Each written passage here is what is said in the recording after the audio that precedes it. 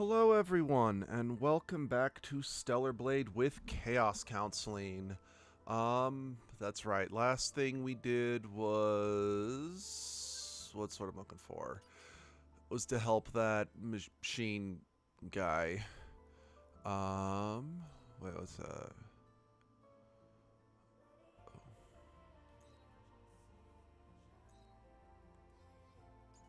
Yeah. Let's do that.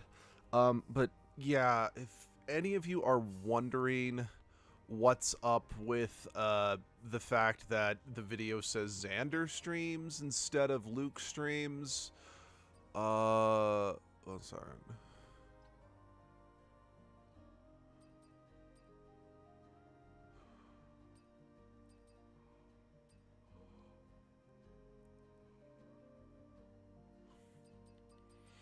Um, yeah, I should unlock that. Nice. Xander has actually been a name that I've floated around using for actually quite some time, but I've never formally used it for a number. Well, okay, I've used it at work, but I've never. Words. I know them. I'm definitely not sleepwalking while I'm streaming like I was last weekend when I was doing Xenoblade, but damn it, why are we? Dang it. But I've never used it like casually, socially outside of like a specific like work environment. However, as of late, I have a kind of like, no, that is the name I do want to be known by. So I am officially going to be going by Xander from now on. Just for no other reason. I actually really dislike the name Luke.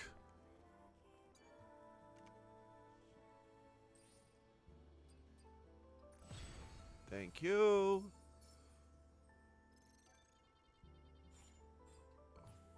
But yeah, it's still me. It's the same annoying, not very funny individual that I've always been. But yeah, it's just I prefer going by that. My dad can suck a dick over it.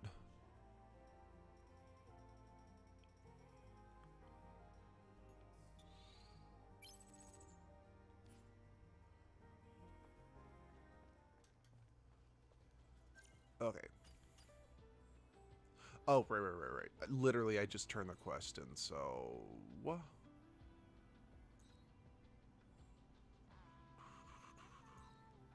That's the main quest, right?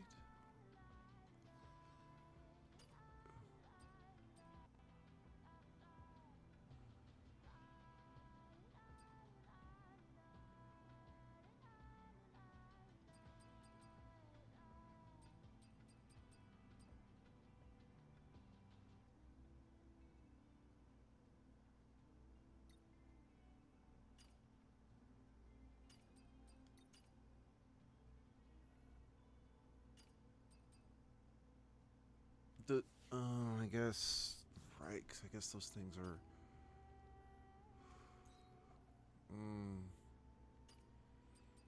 Looks like these ones don't...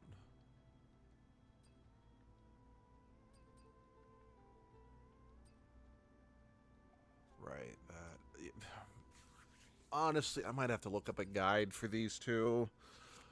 I digress. Anyway, we're gonna do urgent information and that, like...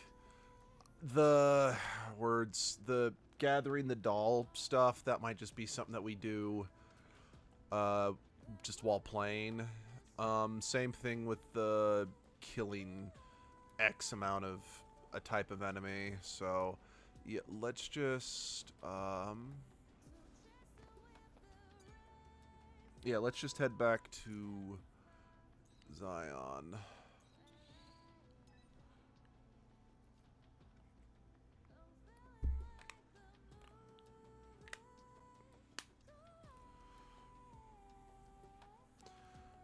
You know, again, as someone who was raised Mormon, it's all, and I felt this way kind of about the Matrix movies, It's always kind of funny to me, at the very least, whenever I hear a word, you know, Zion or anything that sounds similar to Zion, because in Mormon culture, it was taught that Zion will be the city that the Mormons build in order to herald in Jesus's return to Earth. So yeah, it's funny, but it's also like, don't remind me of that shit. Oh, you're back. Did you meet them? What happened? I'm afraid they are all dead. No. Yes way. I think a powerful Natiba took them by surprise. I dealt with it. Your comrades did not stand a chance against a monster like that. Damn it. I see. My apologies, Angel. I've been hoping for their safe return ever since I lost contact with them. No, valid. I'll report to the captain. Thank you for retrieving their memories. I'm sorry. It's been an honor to help those brave warriors.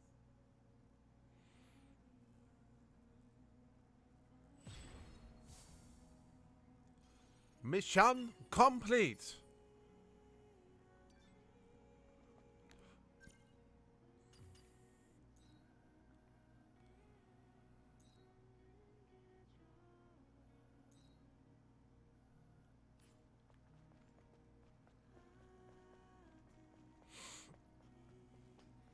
Sorry, just since I got more coins, I want to check out, because I've maxed out the shop for the lady. If someone wants to change styles, does hair have to be cut, or... A haircut? Nah, I can't do anything with this crap. Anyhow, it's not necessary. Angel's hair is strong, but somehow also delicate. Okay. I'll apply heat and currents to mod your hair into a pattern. That's how I style an angel's hair. Anyway, yeah, I don't... Okay. Right, the DLC stuff, but I can't purchase. But so let's go check out the... Because I've already maxed out everything in that shop. I mean, there's still stuff for me to buy in that shop, of course, but I want to try to spend money at the other shops first to level them up. Because it was very easy to max out that first shop. Hello, Angel. Business has been mud. If my sister was here to help, we would be... I understand. I have someone who is almost like a sister to me. Your sister sounds like a smart businesswoman. My sister's name is Kara. Kara. She's strong and decisive. So, yeah, I know I've kind of brought this up, but... Somewhere. Yeah, I am really looking forward to the sequel to this game, because yes, this game is fan service. I acknowledge that. I fully acknowledge that it's like, yeah, I enjoy this game. Like, this game is probably something I really shouldn't enjoy, since it is objectifying women, but it's fun. And the world itself is interesting. Sure. Oh, does that not count towards... I will say one thing I'm a little meh on is I'm not as big of a fan of the new protagonist's haircut. I know that's a weird thing to harp on, but just the fact that Eve's haircut in this game is so unique and it's so flowy and eye-catching. Oh, then again, that might be the reason they did give her a bob, was because it's like, oh god, we need to make things easier on us next time. And, you know, if that's the reason, valid. It's just because it's more simplistic, it just isn't as eye-catching. So it doesn't feel as much like it's part of the character like Eve's haircut is, you know? I'm lucky I get to see you so often, Angel. Cute. Okay. My comrades are waiting. That shop's maxed out. Thanks, all right, Angel? Thank you, Kaya. Let us... I think the next thing up is just to do the main quest now. Well, hopefully, just checking off the other quests as they come.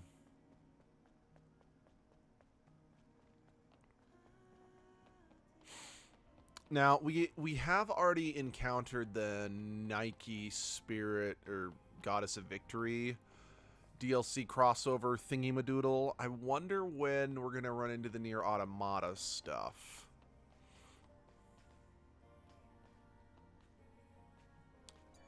What's up? I want to go to the wasteland too. Or you just track down the materials.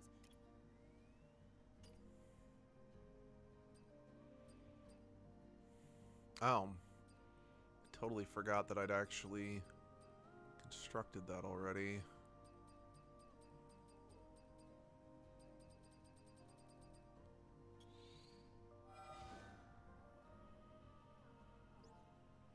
Yes, please.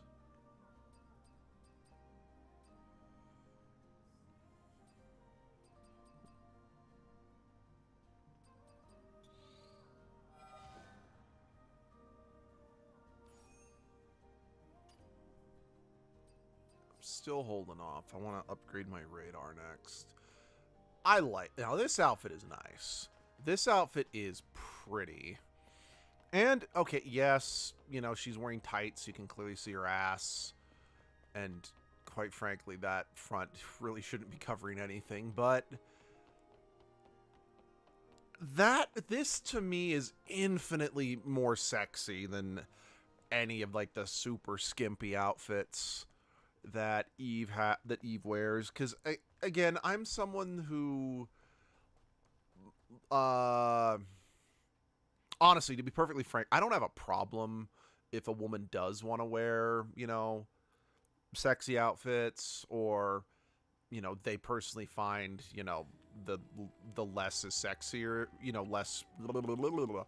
But me personally, I've always kind of thought that this was sexy. I don't know. I'm going to stop now because I'm like, oh shit, I'm engaging in male gaze, telling women how they should dress for my pleasure, you know. I'm like, no, and no, I don't want to engage in that. I'm stopping.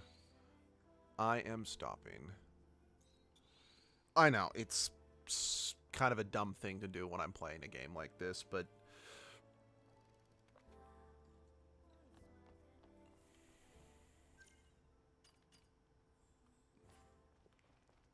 I don't know.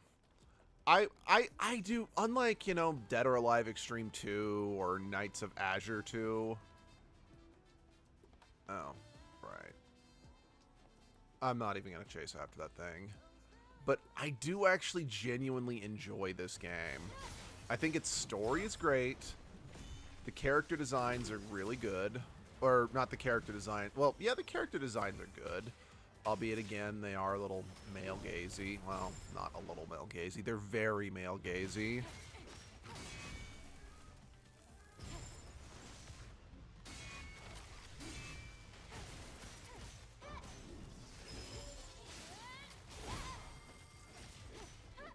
But, yeah, just... I think the gameplay in this game is a lot of fun. The story and lore are also a lot of fun.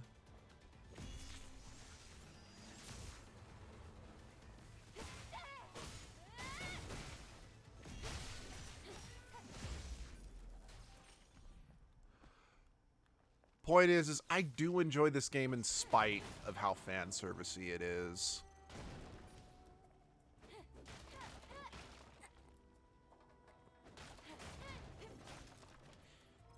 I guess it's probably, and again, I actually do, I've never played Bayonetta, albeit I am going to for this fan service series, because I did actually buy a copy digitally on... I think I bought it on PlayStation. I don't think I bought it on the Switch, but no, maybe it is on the Switch. Yeah, actually, it would probably have to be on the Switch since Bayonetta is now owned by Nintendo, or at least owned by a company that's partnered with Nintendo.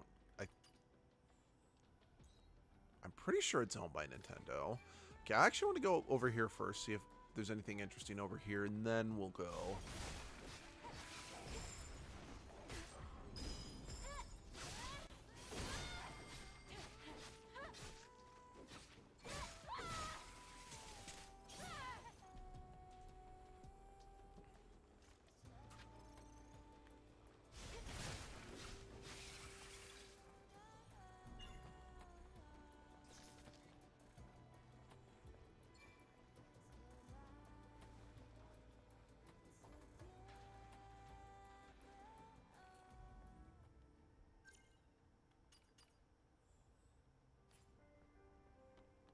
There are no enemies nearby.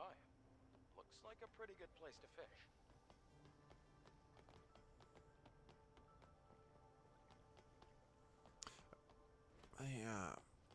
Can you fish in this game, or is that just like flavor text? I genuinely don't remember.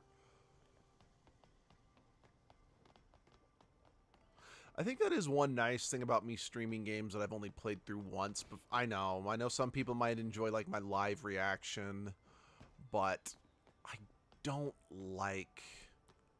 Oh, fuck.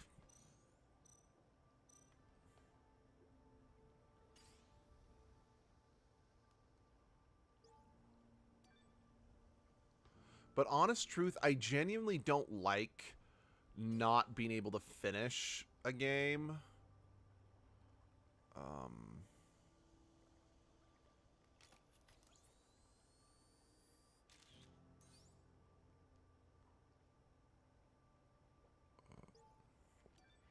So I a lot of times don't like streaming a game blind because I'm like, I don't know if I'm going to be able to beat a game because I don't know if I'm going to have the patience for it. I don't know if I'm going to... Yeah, so it's like, I like knowing whether or not a game is something that I can stomach enough to actually get through the whole thing, if you know what I mean. Again, but at this, kind of going back to what I was saying, is it's like, it is kind of nice to play through a game that I've only beaten a single time, so I'm not like uberly familiar with, so I can kind of re-experience the game while I'm playing it. That's fun. Well, that was a new collection animation.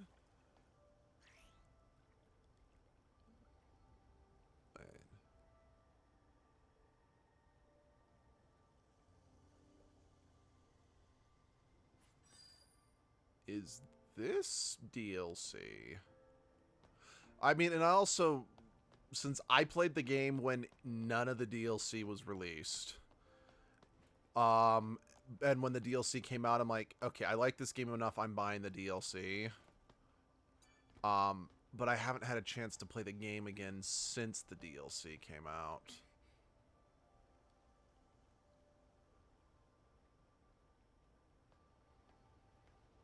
So yeah, a lot of this is genuinely new.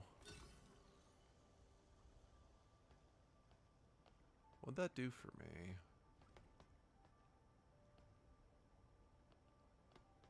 Oh, let me... Okay, no, not a lot of this, but there are things in here that are genuinely new to me, so it's like, is that new? Is that old? And I just don't remember it? Oh, wait, that's ammo.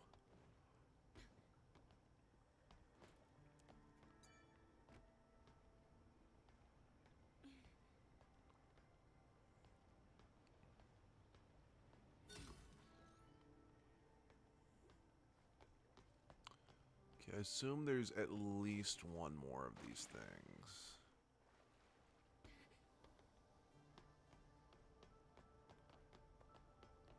Yeah, there's another cart right here.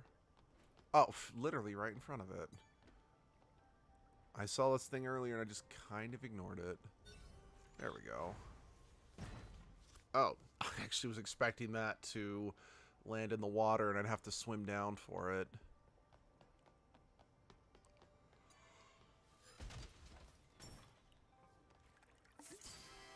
Yay! More canned coffee!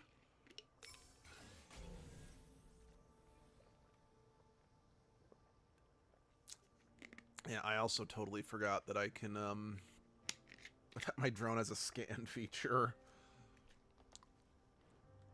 Which, you think I would remember that considering the fact that I'm saving my drone upgrades up for the upgraded scan feature.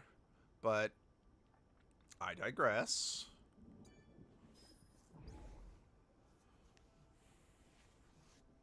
Oh, hey.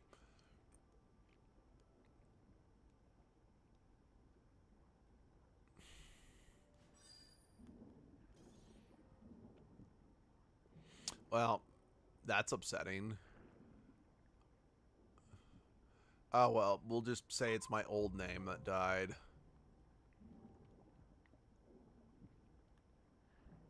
Hey, you're the part of me that died, but I never mourned you, I never cried. 'Cause I finally think I found some hope. I'm not afraid to let you go. Yeah, if you've never, so those were the lyrics to the song A Lesson in Grief by Nate Wants to Battle. If you've never listened to that song, I highly recommend it. I really like that song.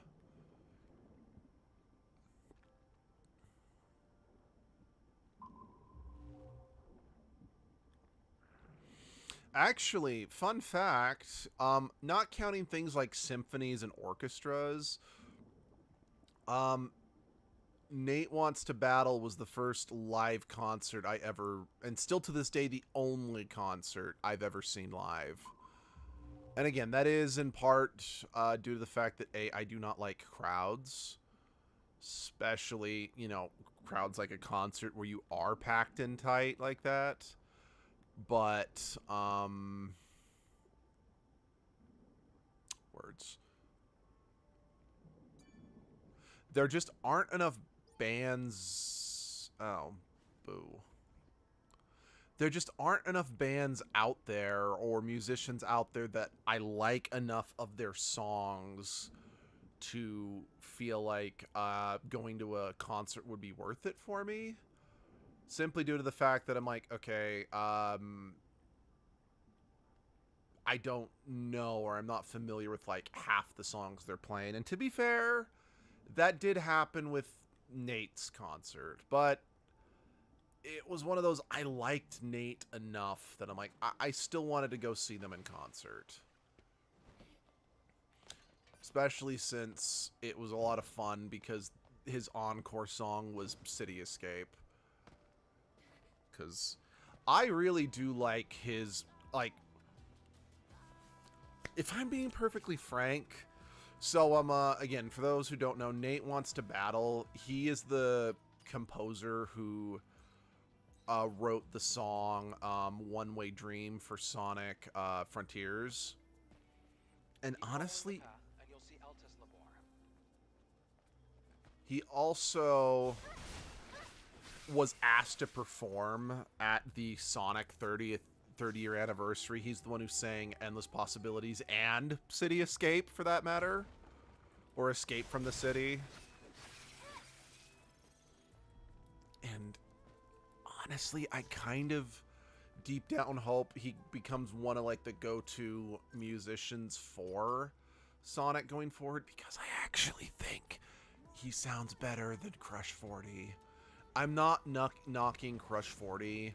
I like Crush 40. Like Crush 40 is very much, you know, responsible for the sound, a lot of the soundtrack of my childhood, because I listened to so much of the music from Sonic the Hedgehog. But I like Nate's voice better.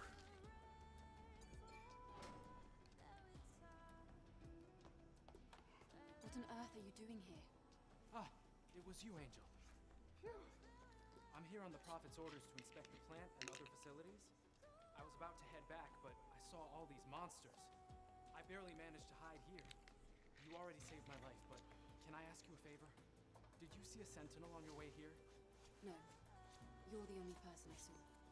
The thing is, a sentinel accompanied me here as a bodyguard. He shoved me in here to protect me from a Natiba before running off to fight it. I can't just leave without him. Wait here. I'll look around. Thank you so much, Angel. His name is Go. If he's alive, he should be around here somewhere. I like that name.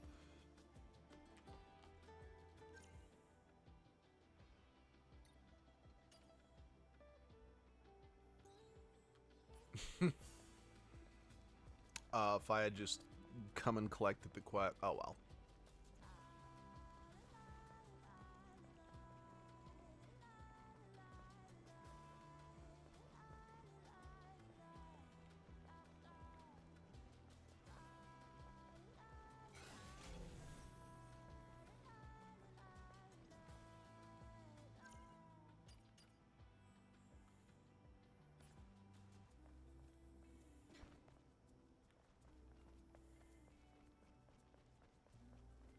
Oh, right, because it's still showing me the...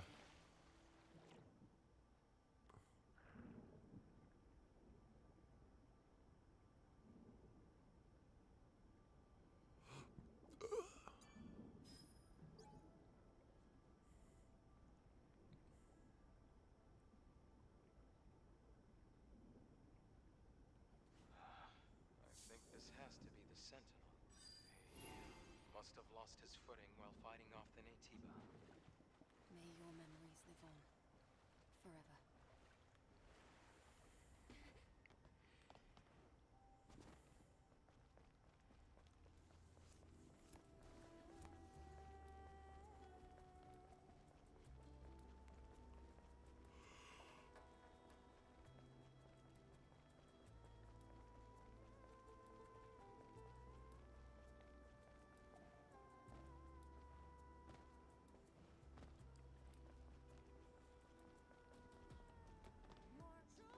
Angel, you're back. What happened? Any luck finding the Sentinel? He died in battle. I see. So he died for me. We both knew this was a dangerous mission, but may his memories live on. Forever. Well, at least I completed the Prophet's mission. That's a relief. Angel, feel free to use the elevator over there. I repaired it. Okay. Then I'll get ready to head back. I will bring back the memory stick of the friend who died helping me. Good luck. Mission? Come... Okay, I already did that joke.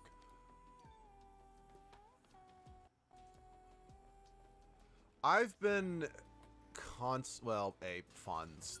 The funds are the real reason I haven't bought it yet. Because I still need to buy Pokopia. I want to get, the Switch 2 version of Digimon Story Time Stranger, just because I want to make sure I can still play it on a non-PlayStation system, because, I mean, yeah, I'm playing this on the PlayStation. I'm not going to not play the games that I already own for PlayStation, but I also want to try to avoid giving PlayStation... Like, I'm no longer buying anything off their store until they decide to walk back the whole digital media only. Because, no. Just plain and simple, no.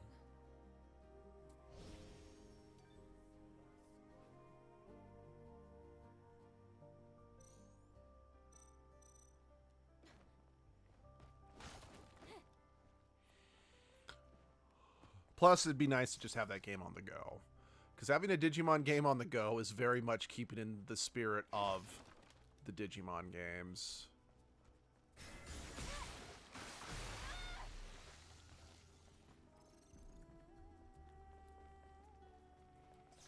Since they originally started... I mean, I actually still need to get my... get one of the V-Pets just to, try it out for fun.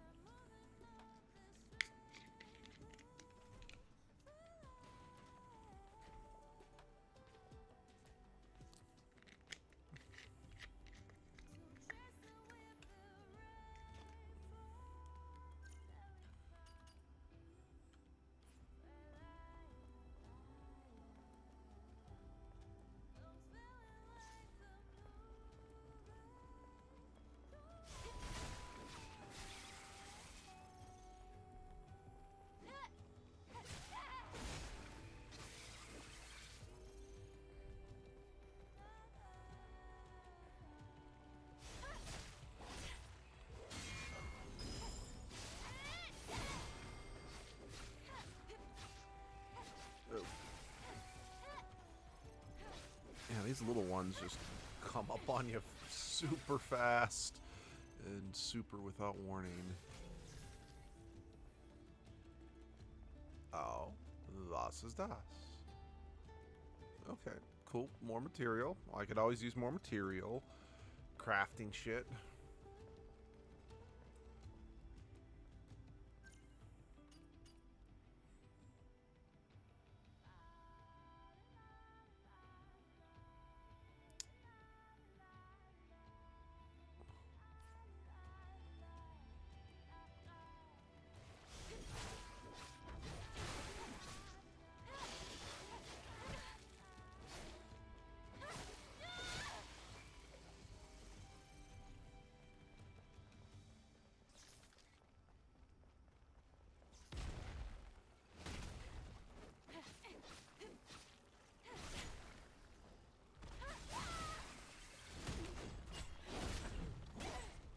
Ow.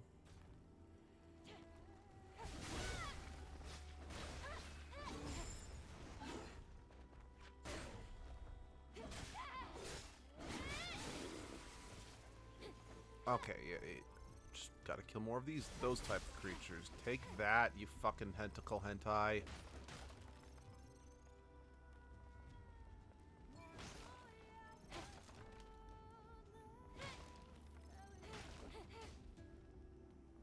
Oh. Good night, Angel.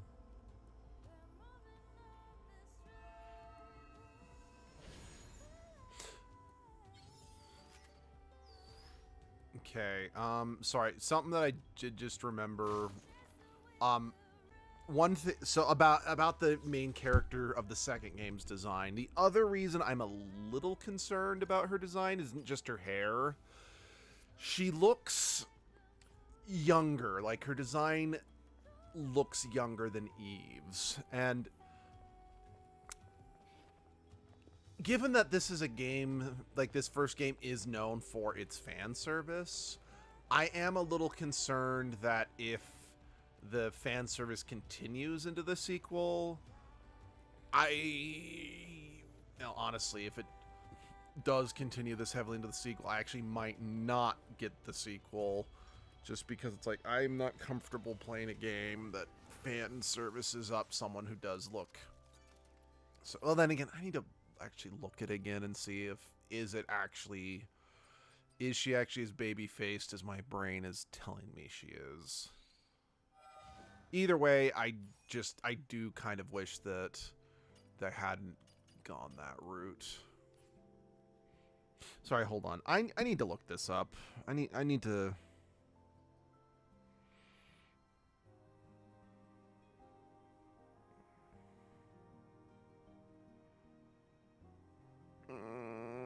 Okay, maybe it's less a case that she's baby-faced, but she does look a bit young. But she does look younger than Eve. I can see the entrance to Alta. So yeah, I guess it just kind of depends on. Yeah. Are we going to need a security code? I stand by my No. concern, Getting though. I ourselves 100% inside stand might by my prove to be a bit of a concern. challenge. What? Huh? I could have sworn. Huh. You'll find out. Hey, breakfast. How's it going? Oh, not much. Other than this is going to be the only Saturday, well, most likely the only Saturday all month that I'll actually be able to do a stream because of just how busy I am this month. Who are you? I mean, I we've am Royal Guard Quiel. I'm under direct orders from Oracle to protect the ruins. I didn't mention it before, but I really like the Royal Guard's designs. They are pretty. Wait, but we are here to do a favor for Oracle? Even I mean, so, yeah, can't they're let anyone overly in who isn't sexy, but qualified. at the same time, they're very eye-catching in a very cool and unique way. Me, I'll let you pass. Maybe it's just because they've got, like, the Mortal Kombat, female ninja face covers that just look really cool to me.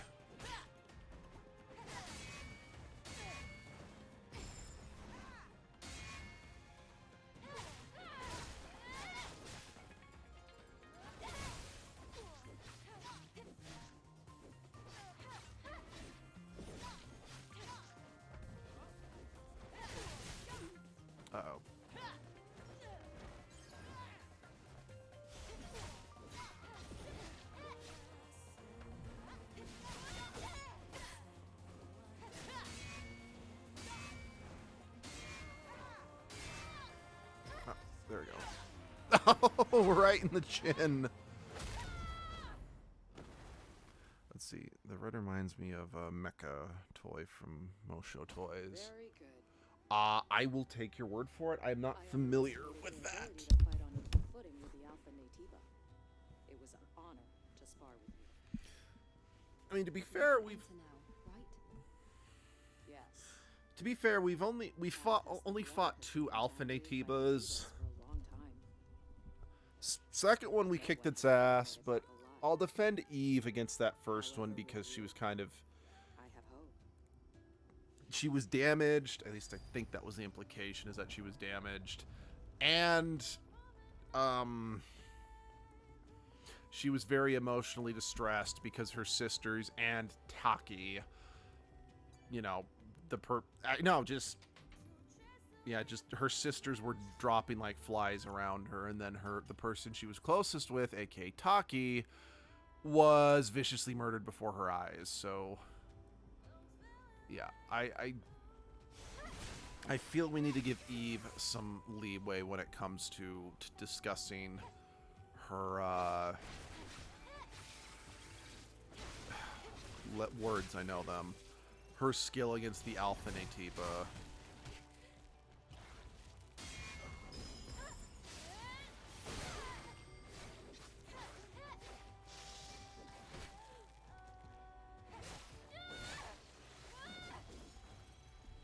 Let me see.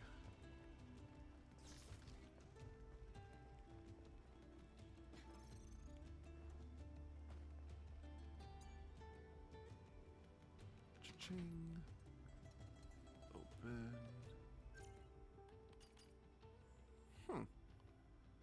How do I get up there? I don't know. Have you seen the new Minotaur robot? Ralph, for rescue and doing dangerous tests people can't do safely. I have not, but that sounds awesome. See, robots that are being designed to assist with dangerous tasks, that's the type of artificial intelligence that I like seeing.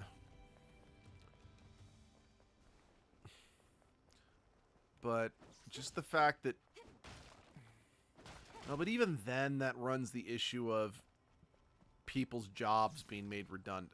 See, the thing is that a lot of people tend to overlook in all these, like, sci-fi stories where robots do start doing the jobs no one else wants to do, they tend to forget the fact that, right, I can't get there yet. Okay, I see how I'm supposed to get up there. Can't do it yet, though. That, yeah, they do make certain jobs redundant, but the wealth isn't hoarded at the top, if you know what I mean. Looks horrifying, though. I would not want to get rescued by when it stares at me with wide eyes, bullhead. At least it is a human controlled. That's true. You know, one thing I don't understand is why would you pick a Minotaur as the theme to rescue people when the Minotaur in mythology would track down people locked in its labyrinth and eat them?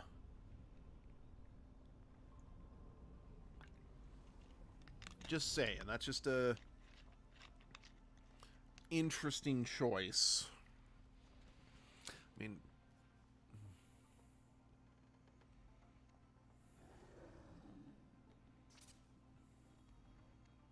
The blade stopped working all of a sudden. The drone scan isn't working either. Hold oh on. yeah. This is bad. There's an unusual electromagnetic security field disrupting the system. It was like four-legged There should as be well, Nativas so around here. Centaur Bull Minotaur. I Ah, see. equipping the drone is still possible. Same goes for shooting at range. I guess we should thank Lily for that. That's more than enough. Entering now. Okay, so there are a handful of areas in the game that are kind of like mini dungeons. Well, maybe I shouldn't say mini dungeons if these are like the only dungeons we have, but that will oftentimes throw these little challenges or things at you like this. Because, yeah, here I can't use the scanner and I can't draw my sword. So I either have to be all sneaky, which is unfortunate because there isn't an actual sneak button to initiate or whatever, or I have to rely solely on my bullets. Now, thankfully, they do have a number of these ammo restock centers, but From the outside, the ruins looked old. But inside, it looks so modern. I mean, I'd argue it still looks kind of old compared to... The time period doesn't seem to line up at all. I feel the same.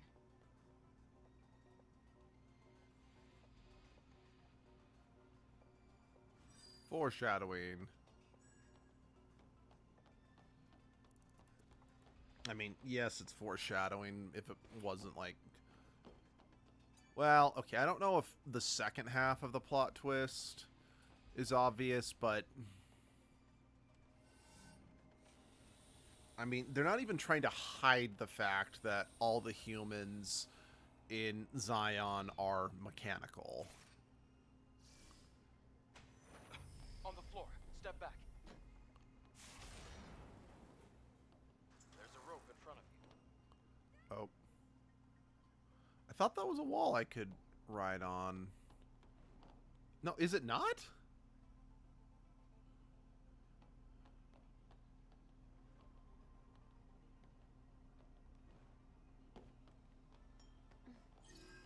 I swear. Yeah. Yeah, there's a wall ride jump. What the okay, bullshit. I'm calling shenanigans. That's some horse hockey.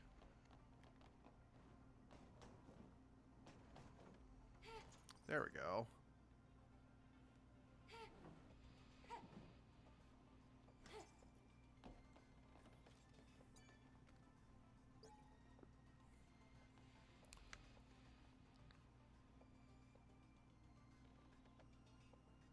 Okay, cool beans.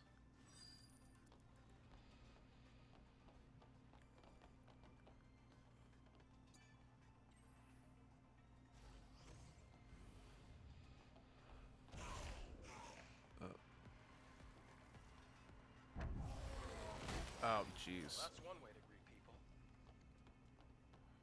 That destroyed roof. I'm like, that's something like straight out of Alien, well, an Alien movie. Oh, hello. Wow, this place. Mass Effect. Okay, It's not. filled with capsules. Was it a research facility? No, it's like I'm sure there's other sci-fi things that had rooms and imagery like this. It's just since Mass Effect is probably my favorite sci-fi video game of all time, or video game series of all time, that is just immediately what my brain jumps to. By the way, I somehow have the entire movie of Alien Romulus in my photo gallery. I don't know how. Nice. I love Alien Romulus. It is... Oh yeah, these freaky ass things that are just like human torsos. I don't know if I'd say Alien Romulus is my favorite Alien movie. I still think Aliens, the second one, is and will always be my favorite Alien movie, but Alien Romulus is in the top 3. E, it's an Ativa.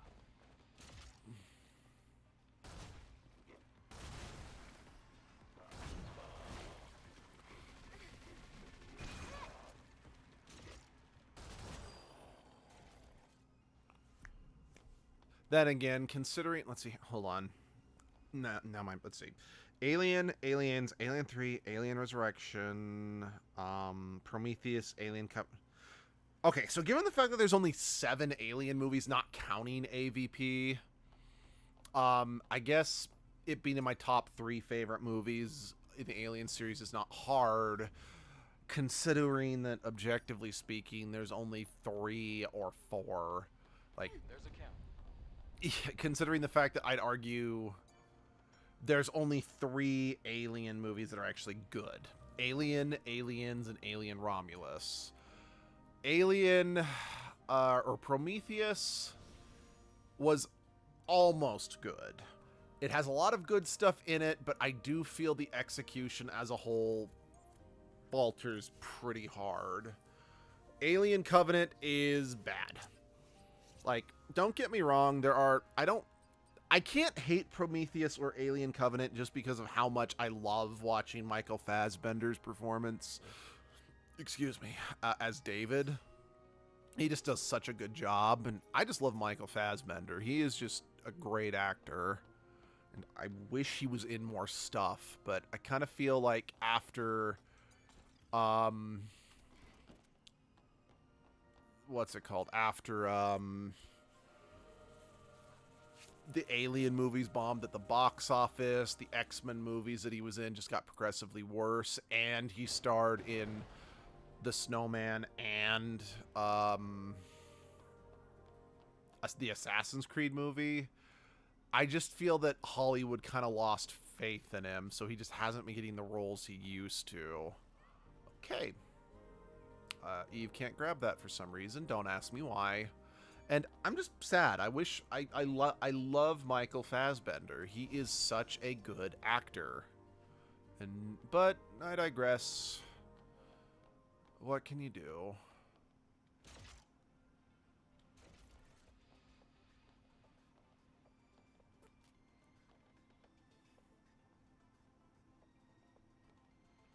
Still, I'm going to say, with the exception of Alien Resurrection, travel in exterior before the gate close. What does that mean?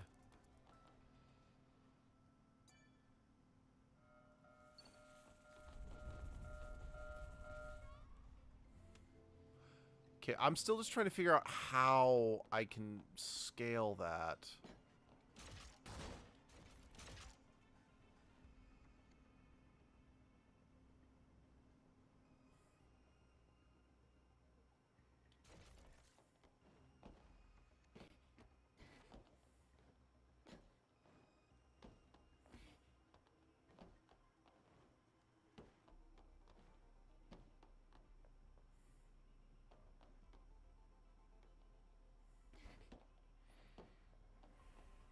Hope we get a new movie, kind of like Alien, but not a xenomorph. Original plot and vibe, like no smart alien invasion, just like one singular predator alien being the horror. Yeah, that is one thing that I kind of wish. That is one nitpick I do technically have about Alien Romulus, is that at first it's built up like it's going to be another single alien plot. But then by the end, okay, no, you grabbed it that time, Eve. I'm confused. I love you, but I'm confused. And part of the reason why I feel, again, God damn it, don't get me wrong. I love the second Alien movie. It's probably my favorite. But one downside about them adding multiple aliens to the movie is that they now are like, okay, now we're like, even though the alien at one point was like this thing straight out of your nightmares, now we've just got these guns that can just mow them down. You know, it does a lot to make them feel like less of a threat, if you know what I mean. I mean, don't get me wrong, the acid, like, Alien Romulus did a great job of making sure that the acid blood was still properly terrifying and a proper incentivization to not just like whip out the gun and mow them down, but still. Because yeah, like the scene in Alien Romulus when they're in like zero gravity with the alien blood was pretty freaking awesome, I'm not gonna lie.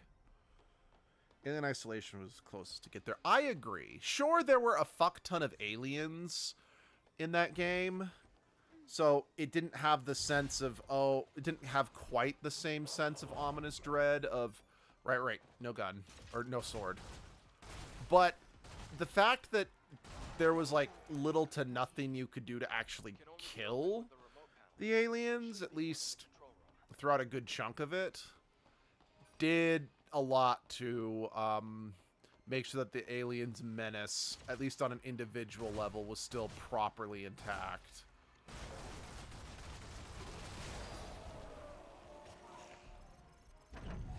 Again, I still just wish that Alien Isolation didn't scare the fuck out of me. Then again, I don't do well with horror games, period. Hell, I think I was only able to stream that game for like 20 to 30 minutes before I chickened out. Which is the same thing that happened to me and Abby when we tried streaming Amnesia: The Dark Descent.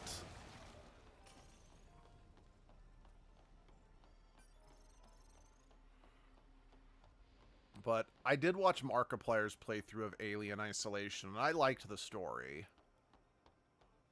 That's why, again, as someone who loves Alien Romulus, I was a little, plus the learning AI was scary meta in the game. Oh, fuck yeah, that was awesome. I'm not gonna lie, okay, that's AI in a video game I'm okay with. But I will say, as much as I like Alien Romulus, it does kind of make me sad that its plot directly makes it so that Alien Isolation now cannot be considered canonical to the series. Triangle, circle, X, square. Triangle, circle, X, square.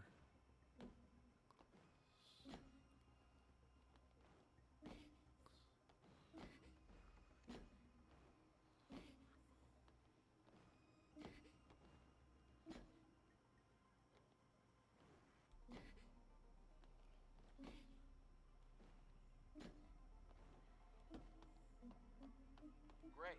Let's move to the next area. That was weird.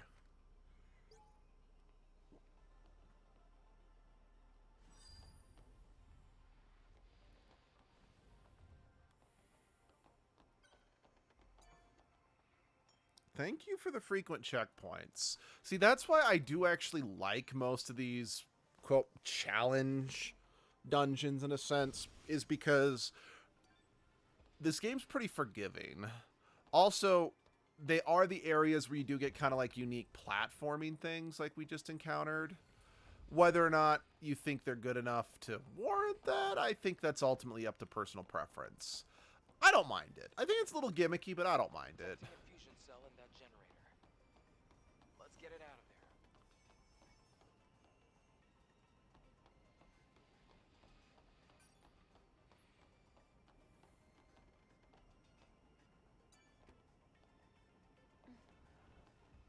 We'll come back to you. I know I'm going to need to, like, do some redirecting hijinks, but I'm going to wait until I have a better idea of what the puzzle in this room is.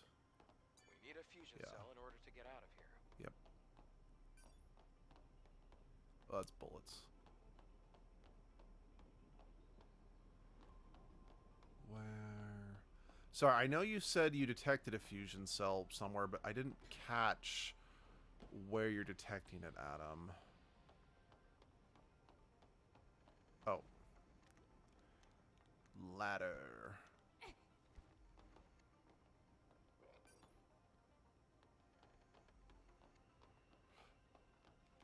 By the way, I also want to say I love the lighting in this game, especially in this area, because it's dark enough that it feels foreboding and like there could be genuinely stuff hiding in the shadow, case in point.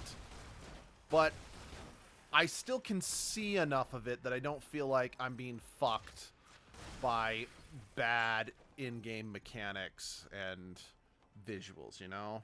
Not gonna lie, I absolutely cannot handle games which evoke dread or just the feeling of it's here and I don't where and when it will come. Oh, I agree.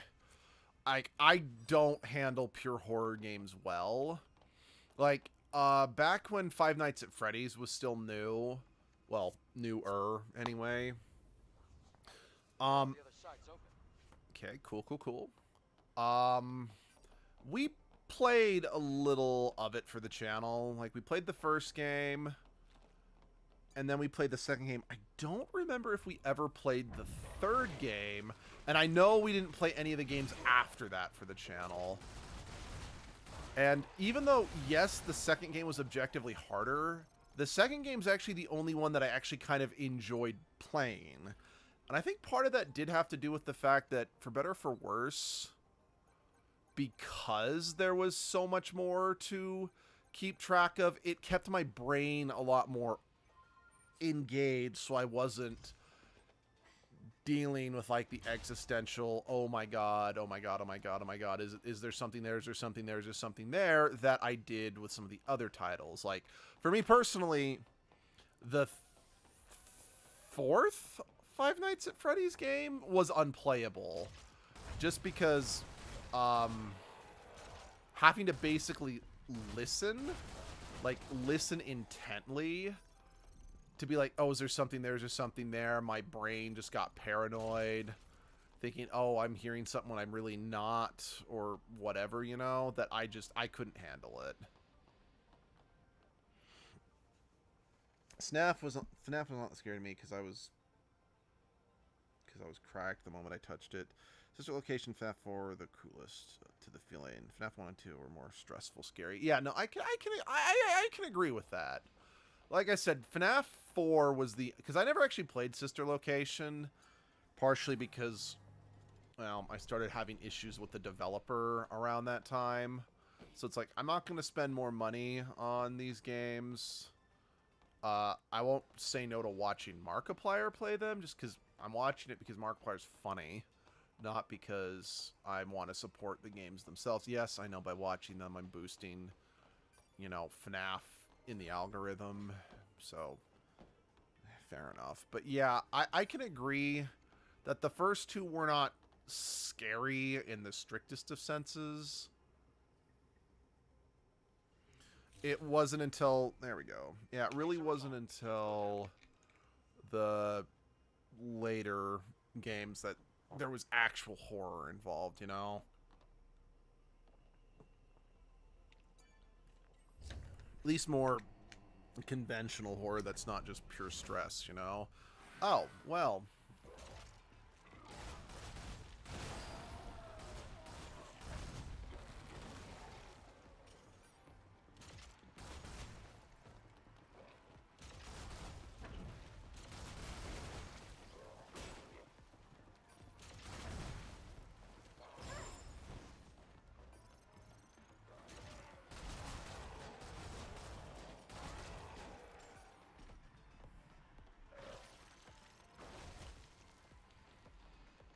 The VR FNAF game can be scary. I believe it, since that is definitely one benefit that VR has over other forms of gaming, is that you very much feel like you are, you know, right up close and personal. So there's less to hide. So when something jumps out and is like, hello, I am David Bowie. Oh, hello. You can't, it's a lot harder to escape if, well, quite frankly, you can't escape it.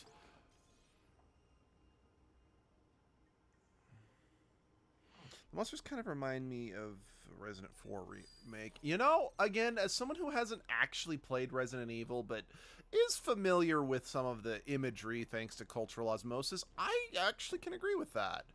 I think, oh shit. I don't think that's a bad comparison.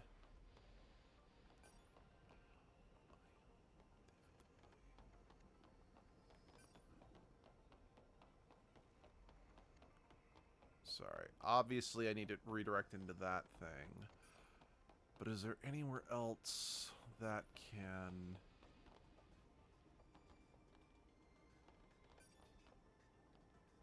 Yeah, I need to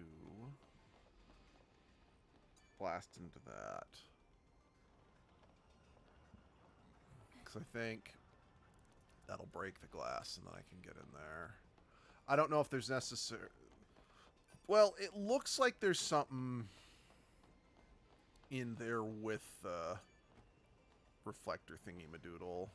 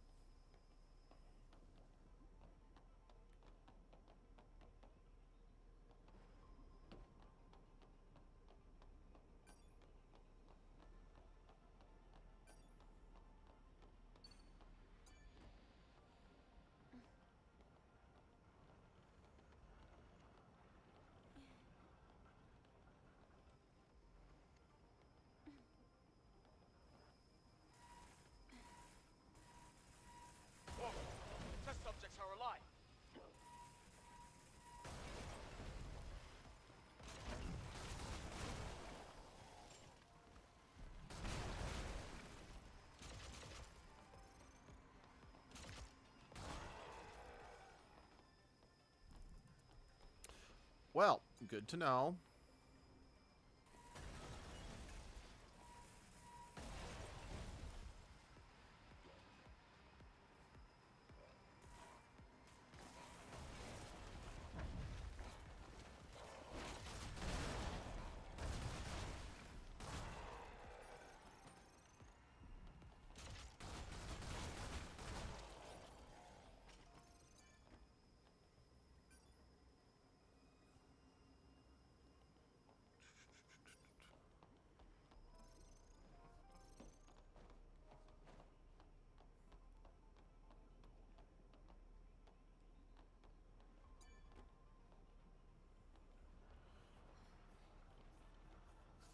Why is it sometimes that the games with less realistic graphics, horror games, more scary? It's the uncanny valley. That's why they're scarier. It's because if something looks real, it lets you be like, okay, that's not a real thing. Or it's like, okay, that's just something that exists in the same world I occupy. It lets your brain quantify it easier. But if something looks real, but isn't, or it just looks off enough, your brain automatically kind of rejects it as it being...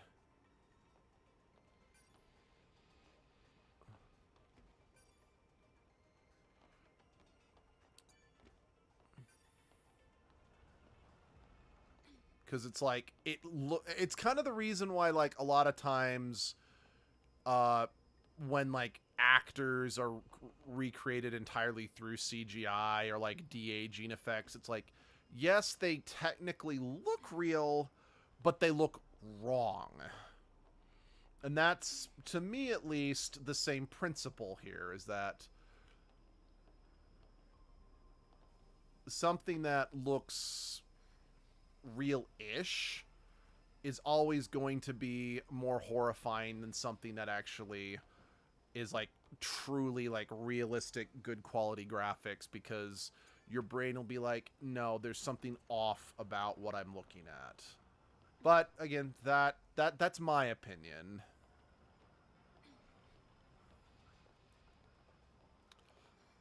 Speaking of things that kind of look off in like the PlayStation 2 era things, it's like there's a GameCube game that I've been meaning to play for the channel for a while that maybe I should do that next.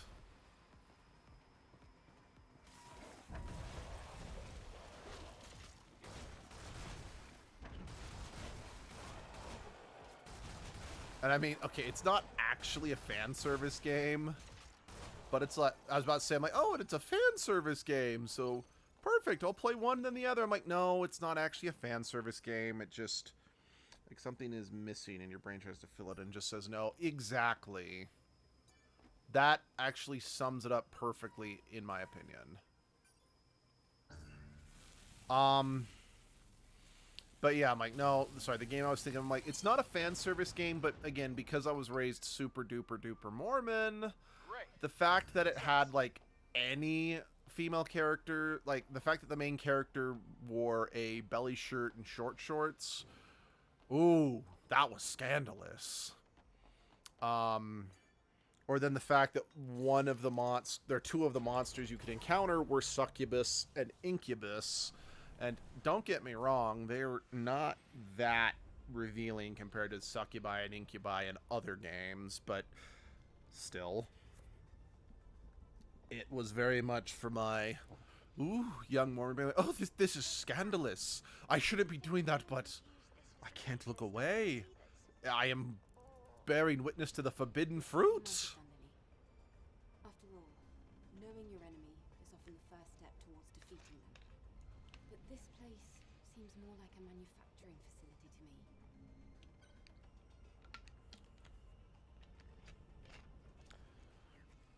It's kind of like, what's it called? So I didn't have a computer that could play any Sims games until Sims 3. I know some people like Sims 3 is not that great compared to Sims 2, but I never played Sims 2 on the PC, so I don't have a frame of comparison. I did play Sims 2 on the console, but that's not the same thing. So the first Sims game I ever actually played was The Sims Busting Out for the GameCube, which is actually another game I do kind of want to play for the channel. I feel I would be okay doing that one, just because it's an older game. I already own it, and it's not like it's an like if you were to go out and actually buy this game, you'd have to buy it used, so money is not going directly to EA, aka Saudi Arabia. All the lights are red. Um, I have a bad... The power is out. There must be a power supply somewhere. yeah. But I remember that game was like, oh, I shouldn't be playing this because the women can be dressed in super scandalous, We're stuck. skimpy swimsuits.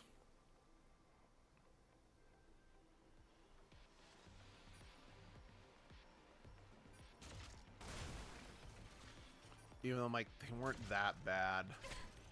They were... They could wear, like, one pieces that had no back, pretty much, if I remember correctly. And then a bikini. Oh my god. It's just a bikini. The Mormon Church needs to get off their tits and stop demonizing women who are proud of their bodies.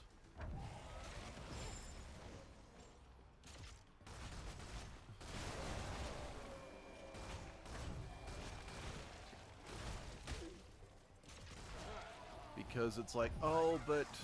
Uh-oh. Shoot. Yeah, no, I realized what I did. I clipped the... Half the games I play have monsters you wouldn't want to exist in any reality or fanfiction, or monsters you wished were real. Agreed. Agreed. Very... Yep. Wait, what? Oh, I think I technically still... what happened is I did kill the last monster, but then bumped into the force field as it was dying, or like before the force field could properly shut off. So it still registered that I cleared all the waves, but I still gamed over. So, but it didn't force me to redo the whole thing. Okay, Stellar Blade, I mean, I've already said multiple times that I do actually like this game, but Here as well. I can appreciate that is what I'm getting at.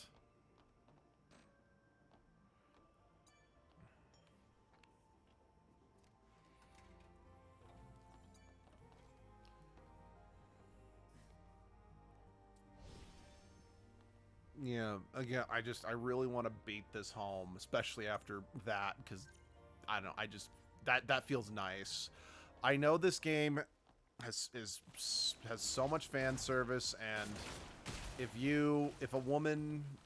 this game makes women uncomfortable, absolutely valid. But I still like this game.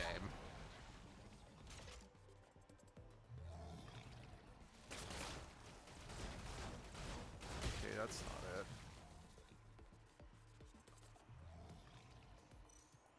How do I...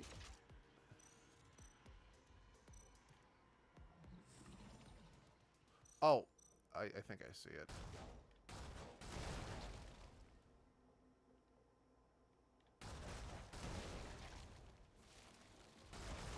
Great job. Cool.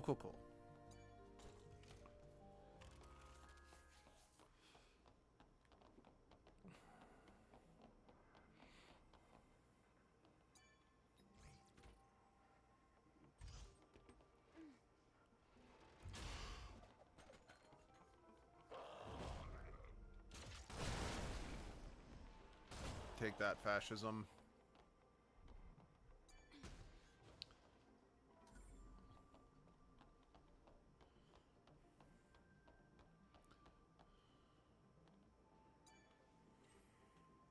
The flesh-type creatures really remind me of the Resident Evil in a good way. I can agree with that, absolutely.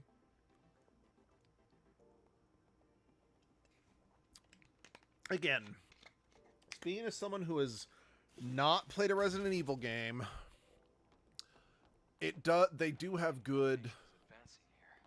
monster designs. It's closed. We have to look for a security code.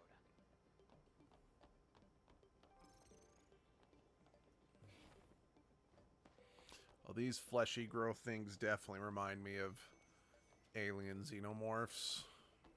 Was it?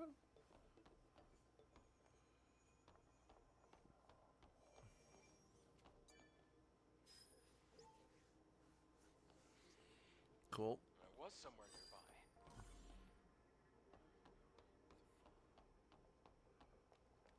We're almost there.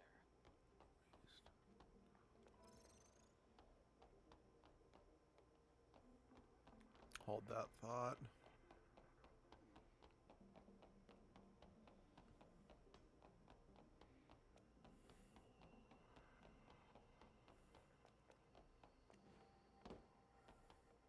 Try entering the code.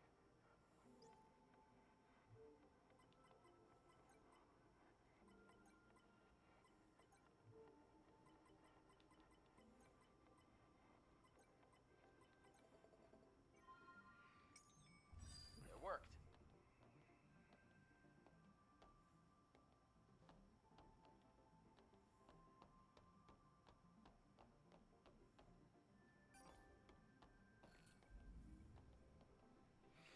Okay, hold on.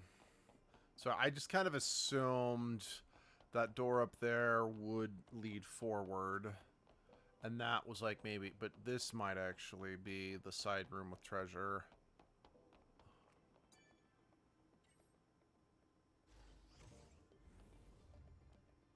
Yep, this was the side room with treasure. My bad.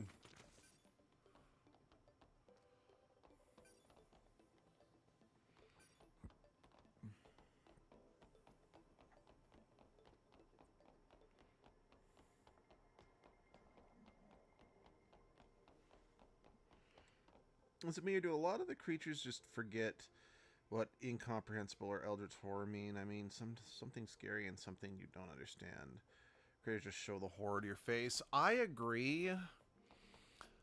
I think a big part of that is, at least in gaming, which is a visual media, it's a lot harder to justify not showing players what they're going up against, if you know what I mean.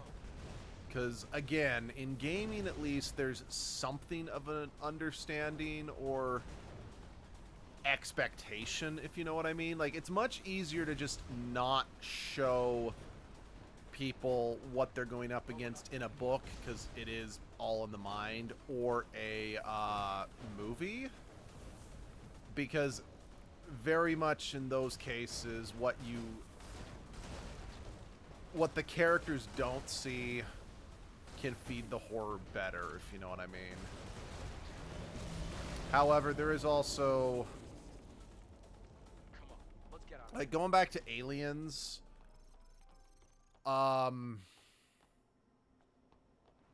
words. The alien is way more terrifying in the first 2/3 of the movie. But after you get a good look at it, it does become a little less scary, because at least in that first movie, it was a little more obvious it was just a guy in the suit. The aliens started looking much better in the sequels because they were more puppets rather than just straight up suits.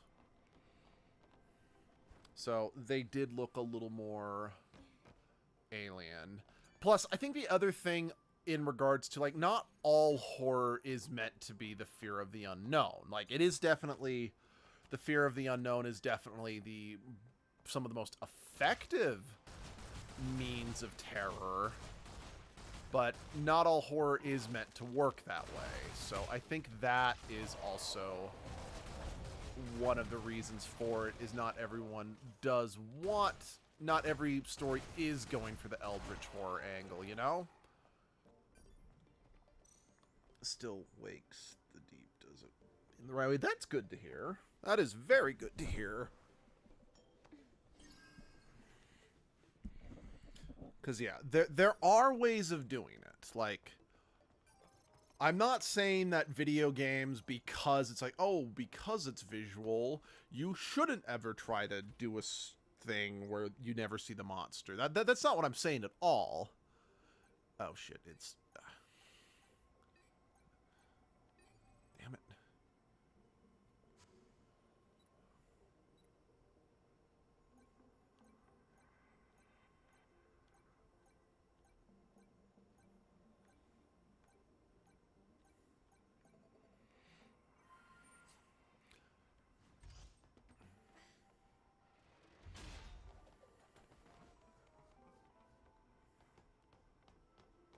It's kind of similarly to, like, stories where you don't, like, the audience is never given a clear-cut answer to a mystery or to something, because you run the risk of it not being fully satisfying to the audience, if you know what I mean.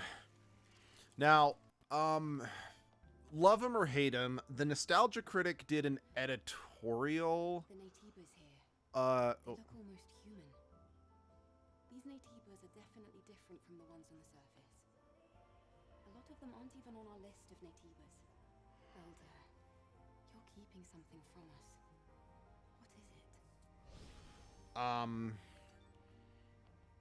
I don't remember what it was called, because again, this was years ago that I saw it. But extensively what it was is that he talked about when is it okay to not tell the audience what happens in something. And ultimately he listed some examples like the ending of The Sopranos, the ending of Lost, and then I think it was Lost in Translation, where Bill Murray whispers something into Scarlett Johansson's ear, and we as the audience never get to hear what he says. And he's like, it's satisfying in Lost in Translation because even though, or like what's in the suitcase in Pulp Fiction, it's like we're okay with it in Pulp Fiction and Lost in Translation, that's what I meant to say, because the characters at the very least know what the mystery is. Because like in Pulp Fiction, a lot of people look inside the briefcase and we get to see their reaction to it. In Lost in Translation, we see Bill Murray whisper into Scarlett Johansson's ear and her react to it. So we as an audience are a little more okay not knowing, because what matters to us is how the characters react to knowing it, you know? But in Lost, I can't speak for The Sopranos because I never watched it, so I don't know if this is how it is, but the characters don't know what ended up happening at the end. So we as an audience aren't satisfied because no one knows. So I think that could technically be adjacent to the horror thing. Let's see. Still Awake the Deep never explains the horror or shows it fully. It mutates an entire oil rig. Nice. Mutating people and changing the rig itself. With flesh in the end. Good way, but also leaves mystery. Yeah, no, definitely. Because, like, one problem I've noticed, like, with both and don't get me wrong, I have a problem with this. This was something I bitched about in some things, and I feel like I was engaging in double standards, but at the same time, I also feel like, to an extent, I'm like, if I don't understand something, then I don't understand something. So I feel like, shoot, did not need to do that. Oh, there we go.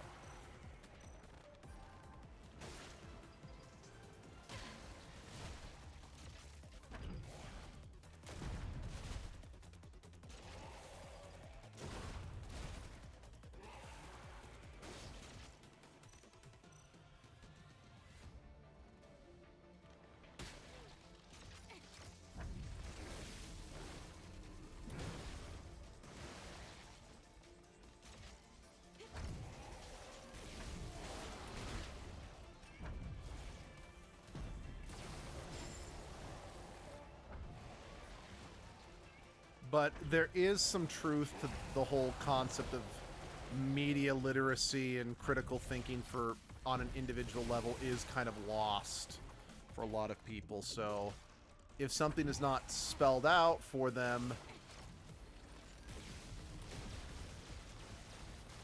then they kind of consider it bad regardless of whether or not it is bad, you know? Wrong thing, wrong thing. Okay, here we go.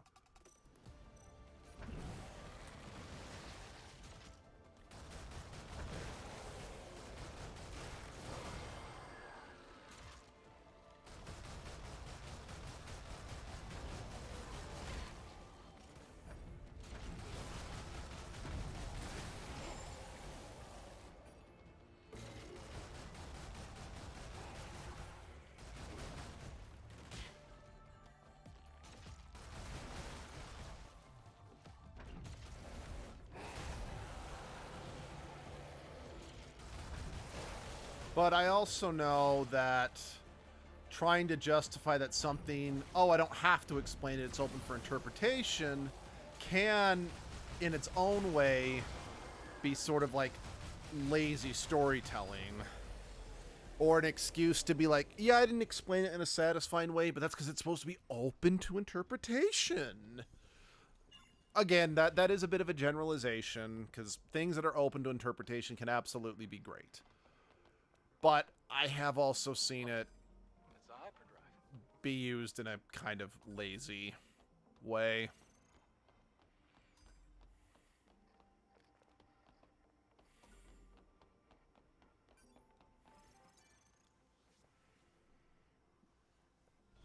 Oh, shoot, there was something else on the ground. The hypercell's preservation status is good. Great. Be careful with it now. You should head back. I'll have the pod waiting for you once you go outside. Wait. There's a legacy here. A legacy? What's that? It's a device with records left by the airborne squad before me. They leave important information for the next airborne squad. I see. But why would an airborne squad come all the way here? Maybe they knew something about the Alpha or the Elder. I'll check the legacy. Oh, exactly.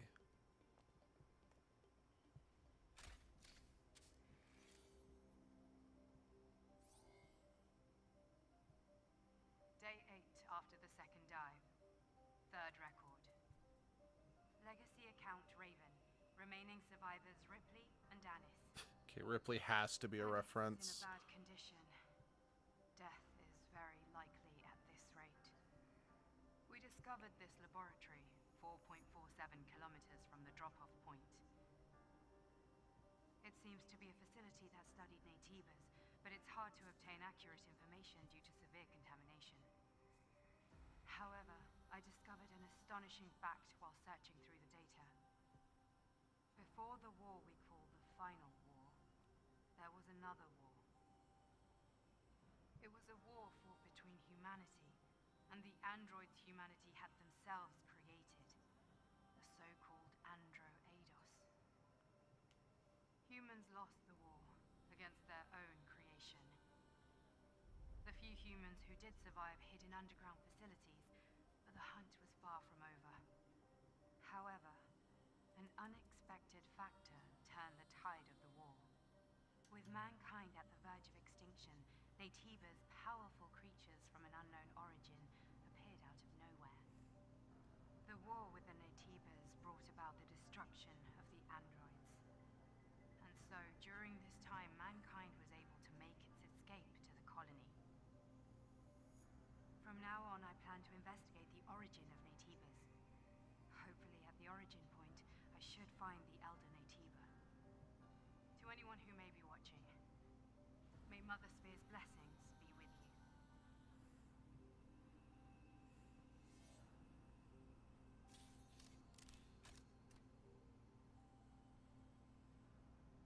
I didn't think a record like this existed.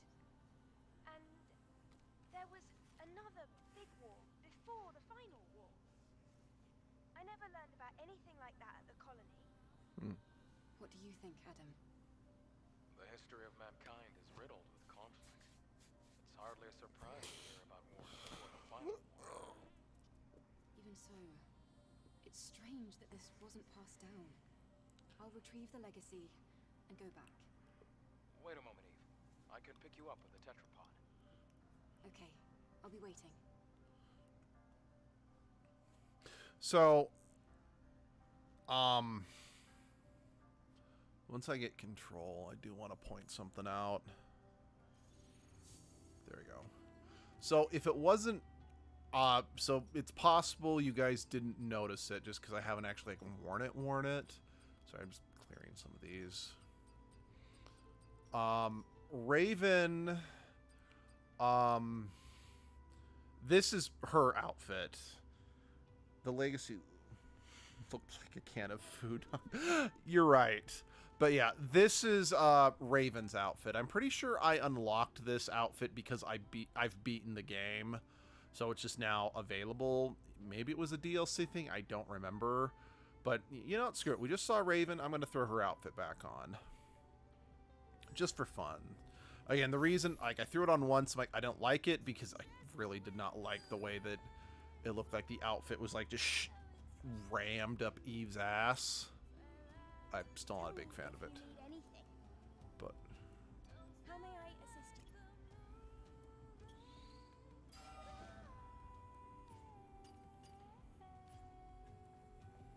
You did great, Eve. Shall we go back to Zion? Let's get on board. But yeah, Raven and Taki, I think, are the only two people who you get, like, their suits as an unlockable costume for Eve.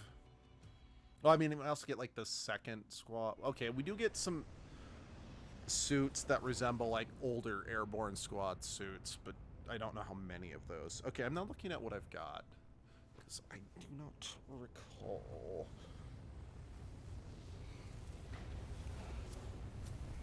Let's see. We're the 7th squad. Raven's 2nd squad. I'm pretty sure Lily was 5th squad, if I remember correctly.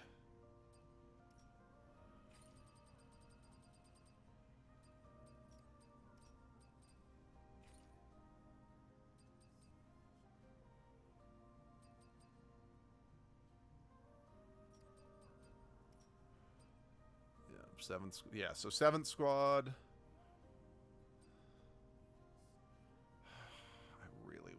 That outfit didn't look so awful. Yeah. Oh, so this is the 6th squad. 2nd squad. So this was the squad Raven was a part of. This is also 7th squad, but that's specifically Taki's outfit. Yeah.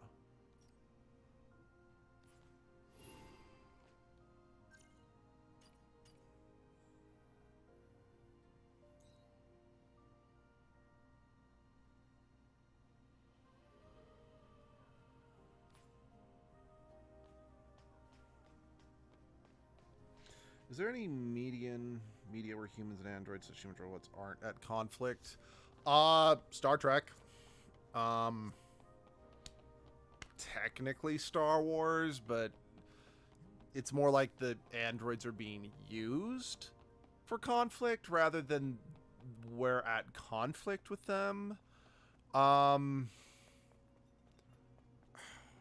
was a good example. Technically Alien. Because, I mean, yeah, androids are often used as villains in those movies, but, like, in the 2nd movie specifically with, like, the character Bishop, he is very much a force for good in that movie, and even the 2nd movie, even though he's, or not 2nd movie, 3rd movie, even though he's barely in it. I much prefer you to the beggars in Zion, yes? What?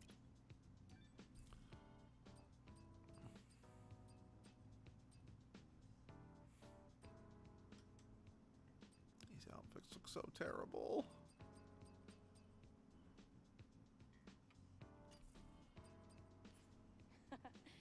So you're leaving? I had a good time. Let's leave it at that.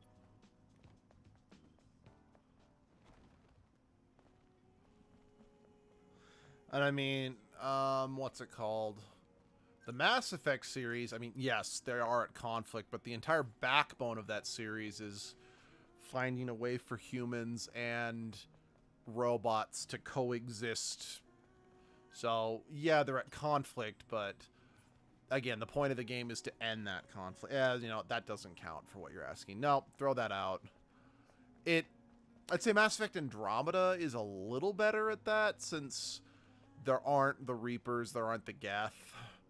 And from the get-go, Sam is depicted as a force for good. But yeah, there is still, like, anti-AI sentiment in that game. So yeah, no, that absolutely 100% does not count. Think. The original iRobot book? Well, humans don't. No, that doesn't count either. Sorry, I don't consume as much sci-fi as I do fantasy, so my knowledge is a little more limited on that front. Sci-fi.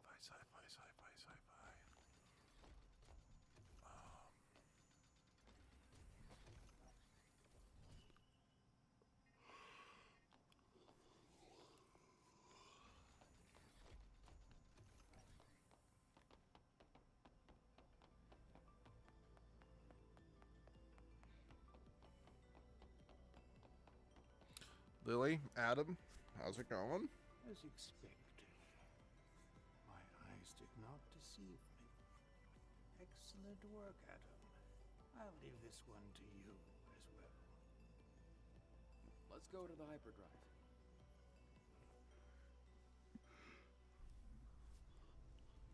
Broski. Secondary drive energy injection. Initiating activation.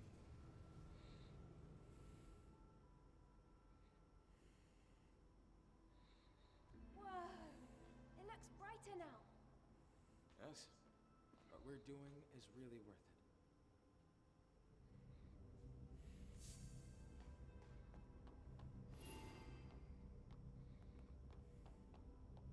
Hey, move out of the way. I'm busy. Angel? Sorry I didn't recognize you. I'm definitely an ungrateful one. Oh, sorry, Adam and Lily.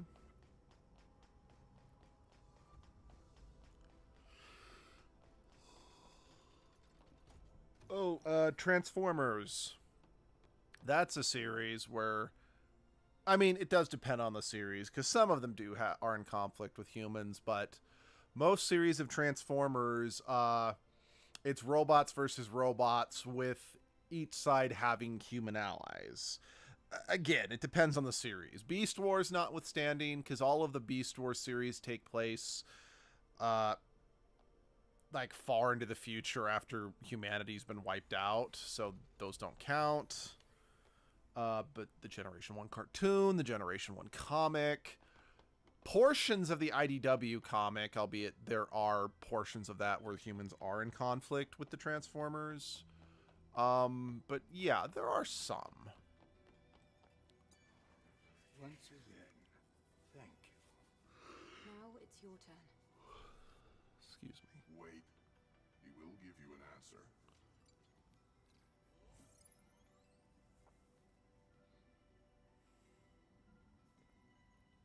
There's a sewage treatment facility and a train graveyard in the old city center. I am detecting the frequencies of an alpha nativa coming from Matrix 11. Matrix 11. I will forward the map data to the tetrapod. It will guide you as you attempt to travel to the alpha nativa's location. Thanks for helping us. It means a lot. None of this can compare to all that you have done for Zion, I assure you. I wish you luck.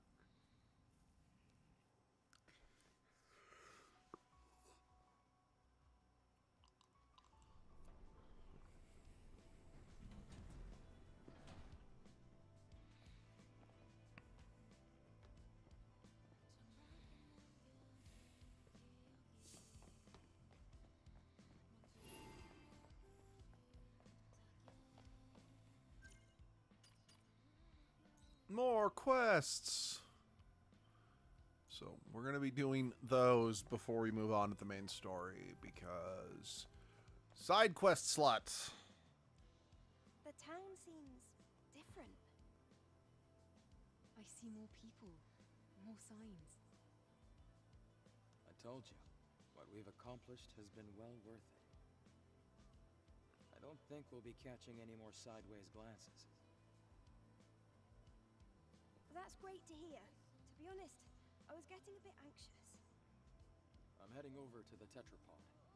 Why don't you take some time to enjoy the new scenery? I can do that.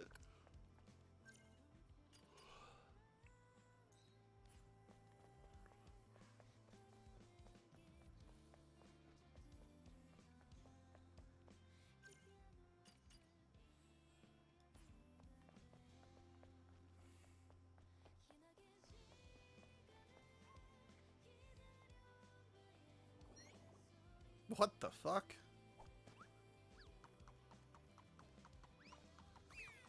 That's definitely DLC.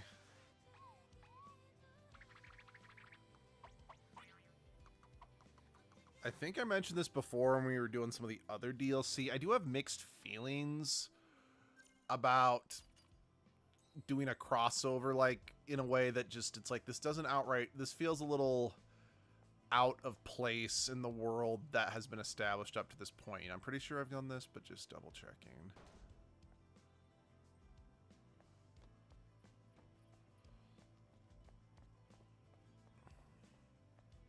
Actually, speaking of crossovers, I remember one of the It's you, Angel. most random crossover things I saw is in Genshin Impact. Aloy from the Horizon series was just a character you could get. Trading like the other scavengers.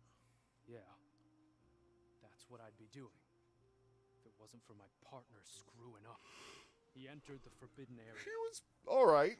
Find a jack. I used her for a while just because I loved Aloy, but she got quickly outclassed by a bunch of other characters, but That's why there's lost treasure in it. Devil's Lair. even though they definitely did her in an art style that matched the game, she did still stick out. I even got near the place to find my partner. But I turned back like a coward. After that, I couldn't possibly continue life as a scavenger. I can't stand idly by if Nativas are involved. I'll help. What? Why? There's nothing in it for you, but I won't look a gift horse in the mouth. I just want to know if Tommy is alive. All I need you to do is find him. Fair enough. Send me the location.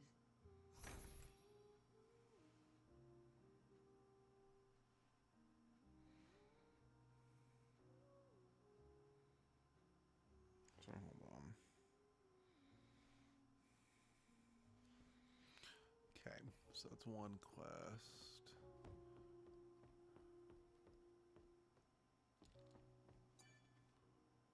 Enya, what is it? Eve. What's wrong? You're not singing like usual. Well, the thing is, it's Sue. He hasn't come here recently. I've also heard that he's seeing someone else. Do you think he will abandon me? I don't think Sue would do a thing like that. Please, don't worry. This might just be a misunderstanding. Where exactly did you hear this? I heard it from Bo, one of Sue's colleagues. Eve, I'm sorry to bother you with this, but I can't leave here because of my legs. Can you ask around for me and maybe find out what's going on? Okay, just hang on. There's no reason to be so anxious. Thank you very much.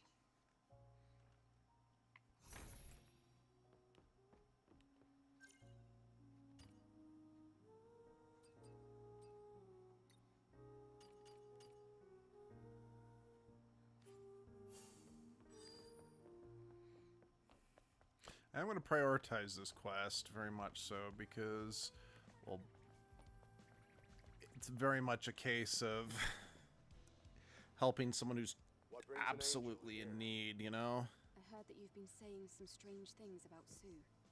What? Oh, right. You probably heard that from Enya, didn't you? But I guess that's not that important. I haven't seen Sue at all for the past few days now. Sorry, Sue's abandoned his post. He's not the type to do something like that.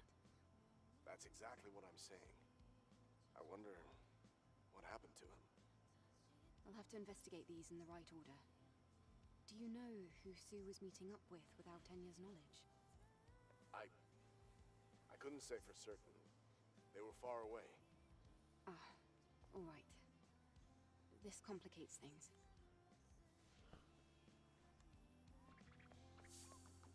I guess let's pursue this thing while we're right here.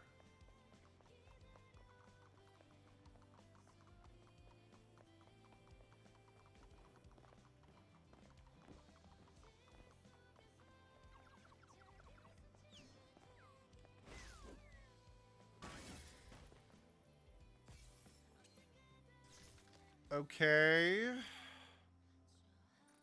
That was, yeah, getting a sticker for selfie mode is definitely worth,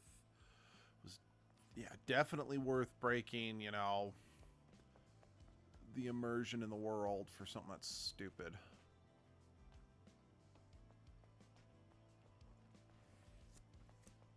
This way, Angel.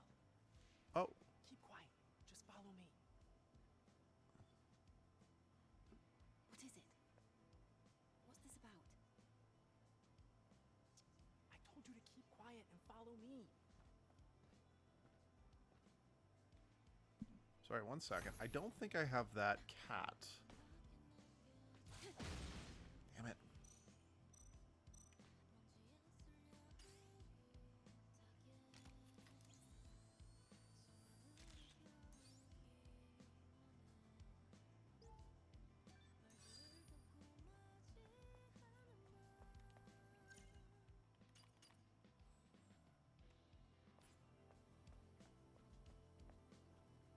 Shoot, where'd you go?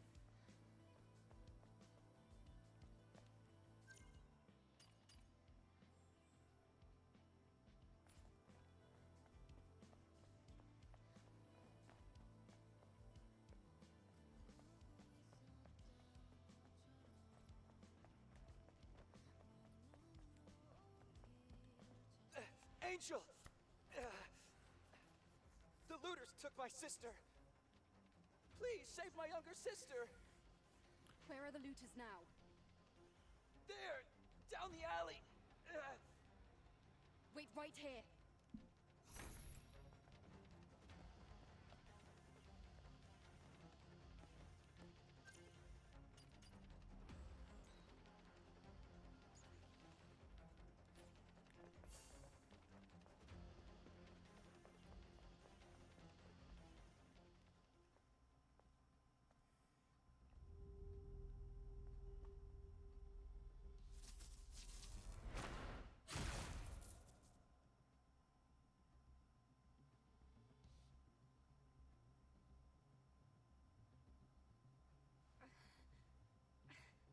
Why?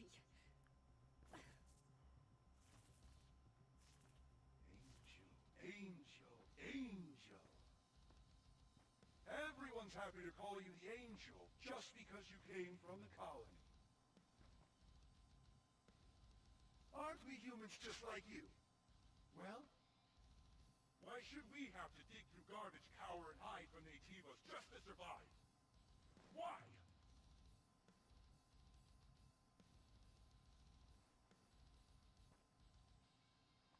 But, didn't you know? How could you not? All of you are actual angels. There are many treasures, but none more precious than the materials inside your bodies. And with a body as state-of-the-art as yours, need I say more? I've got to say, it'll be nice to hear a thank you for a change.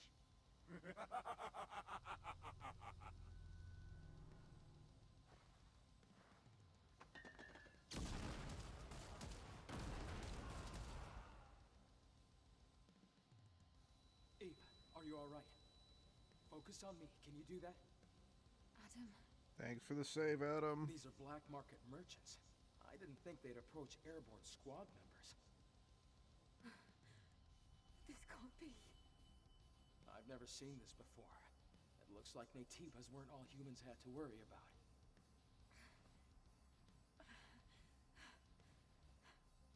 Let's get you back to the safe house and do some maintenance.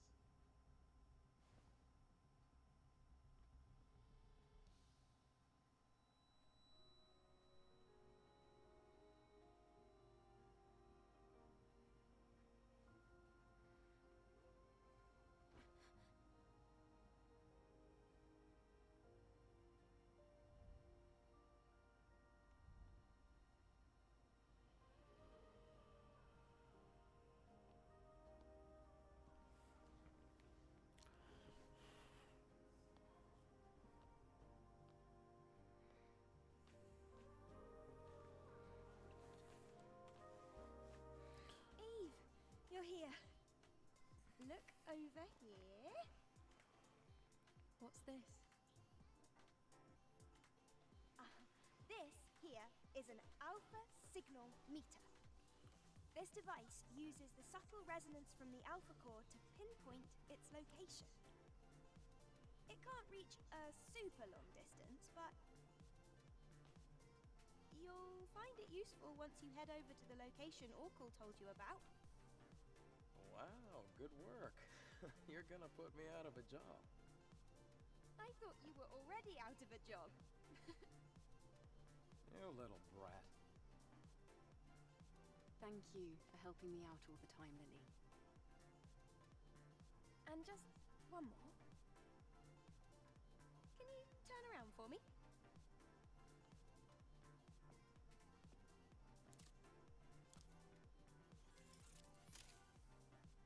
Here, done. What have you done, Lily? I customized the power distribution of the body cell. Doesn't your body feel lighter? Something does feel different. If you try jumping, I bet you'll notice the difference.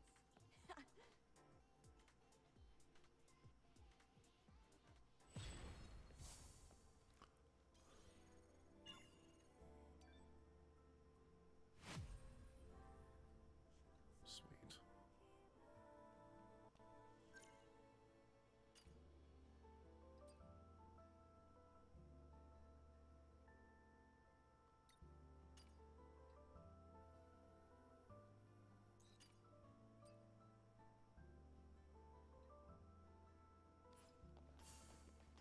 Yeah, I'd love to, but I don't know where he is. He walked away. We'd better take the alpha sig. Oh.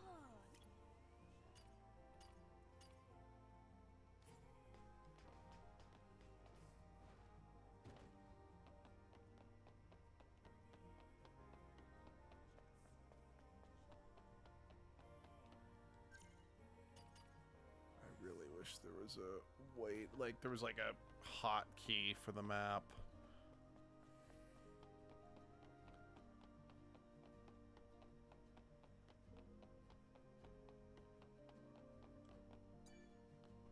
Hey, you, Angel. Fancy learning a little bit about history? Always. Me, I'm very interested. My goodness. Now that's what I call a surprise. It's wonderful to hear that you're interested.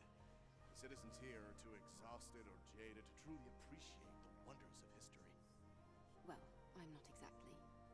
I'm especially interested in organic civilizations, like the organic humans that lived before us. Unfortunately for us, not many records remain intact. Refusing to listen to others, I see. Don't you find it odd? Even if history was neglected, it's strange there is zero mention of organic humans. It's almost as if it's forbidden knowledge. See? Isn't this exciting? Ha! Of course it is. Curiosity is what drives humanity. We're always learning. Listen, I came up with an idea while wondering where to get records of organic humans. I heard that you visited the Hall of Records over in Ada 7. Is that true? And you managed to retrieve a hypercell? That may be true, but... Yes! Then please, grant my wish. I'd like you to get information on organic humans from the information terminal at the Hall of Records. I have total faith in you. Please, please. But the Sounds Hall good. of Records is already... Eve, you should be able to connect to the information terminal via the door switch by the entrance. Lily, would you like to come along? What can I say? I'm curious. Of course I'd like to learn more about the civilization that came before us. Okay. I'll try to look for it the next time I'm in Eidos 7. I knew it! You and I have something in common after all. All right then. I'll be right here, patiently awaiting your return. Go, run along. Yeah, I'm going.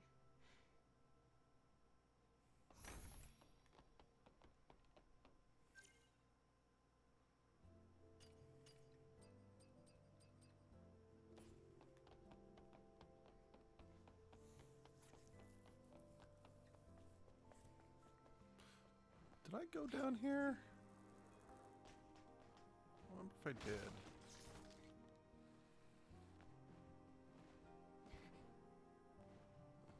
Doesn't look like I did. Oh, there's another cat.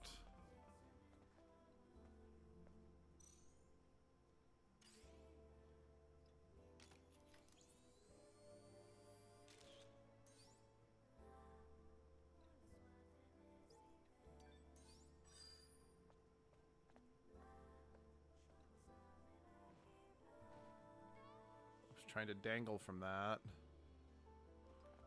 I guess that's one way to get back up here.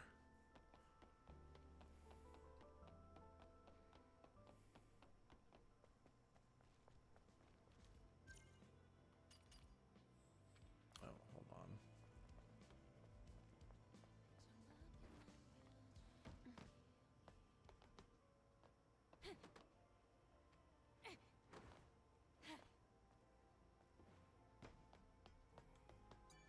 Oh, she's cute. Angel!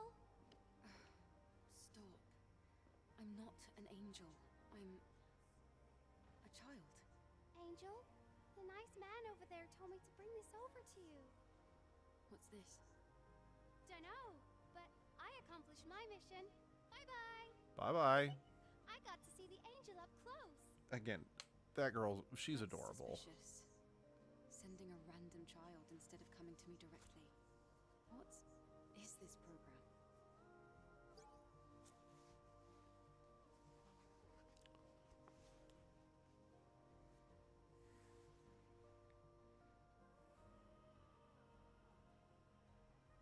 Nice. Talos Plaza. Oh. Is this related to that flooded shopping mall? That's a pretty vague request. Seems like a trap. Could be. We'll know when we get there. What to do? Charge blindly into the trap.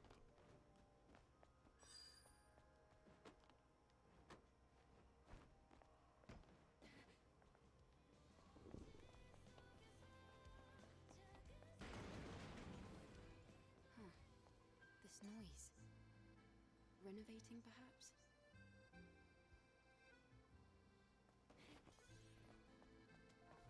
Can't just barge in like this. The store is closed. Oh, Angel. What are you doing here? I heard some noise. Is everything all right? Oh, I didn't know that. Sorry to bother you, Angel. As you can see, this is a general store. I trade all kinds of items. But I can't do business, not anymore. Why not? Well, I had a treasure in the store. I thought of it as my guardian angel. It's a gilt bronze standing Buddha. Old, valuable treasure. But my daughter Arin stole it. That item protects this store. She knows how valuable it is. I bet she wanted to sell it at the market. I see. Tell me what I can do to help. Thank you, Angel. If you terrify the scavengers at the market, they'll tell you where it is. Terrify them? Yes, Angel. Please, bring back my gilt bronze standing Buddha. Please, I beg you. Fine. I'll see what I can do.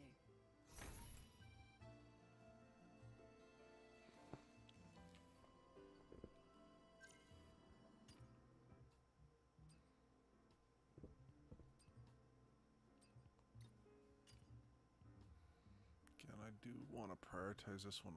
Wait.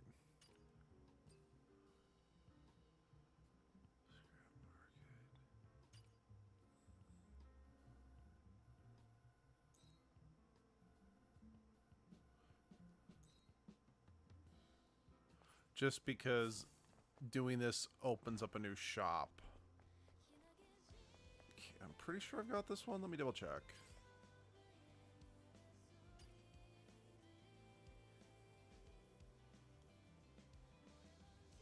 Yeah, got that one.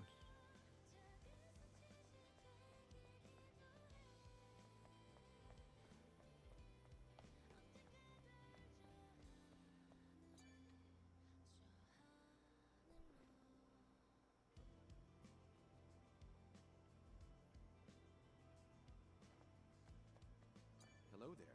How are you? May Mother Spear's blessings be with you always. Yes. Meeting you like this now, it's Mother's doing. She's answered my prayers. If you came all the way to the ground for the sake of Mother Spear, well, I'm sure you'll at least listen to my request. A favor? I have a brother, a good man, and as devout as I am, if not more. Unfortunately for him, he wasn't able to make it out of Eidos 7 before it was submerged. Eidos 7. Now, it would be foolish of me to think he managed to survive. However, I would at least like to have his Book of Faith. It was precious to him. To us, that book is even more valuable than our lives. My brother was a librarian at the library in Eidos 7. Knowing him, he stayed at that library until the very end to protect it. Please, try to retrieve the Book of Faith from the library. A gold circle is engraved on the cover, so it shouldn't be too difficult to find. All right. Thank you. Rest assured, Mother will protect you along your journey.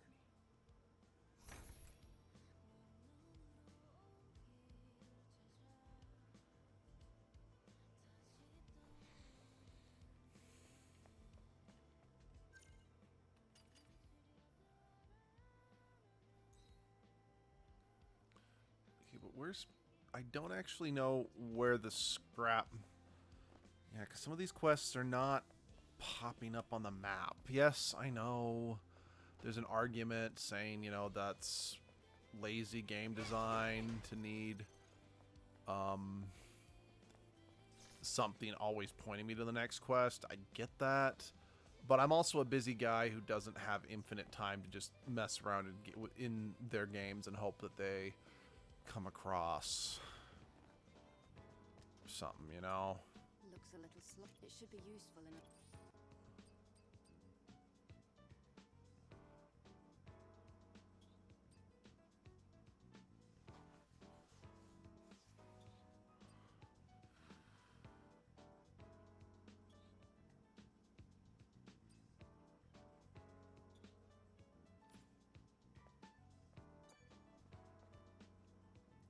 Roxanne, Of course. What brings such a... I'd appreciate it if you stopped talking.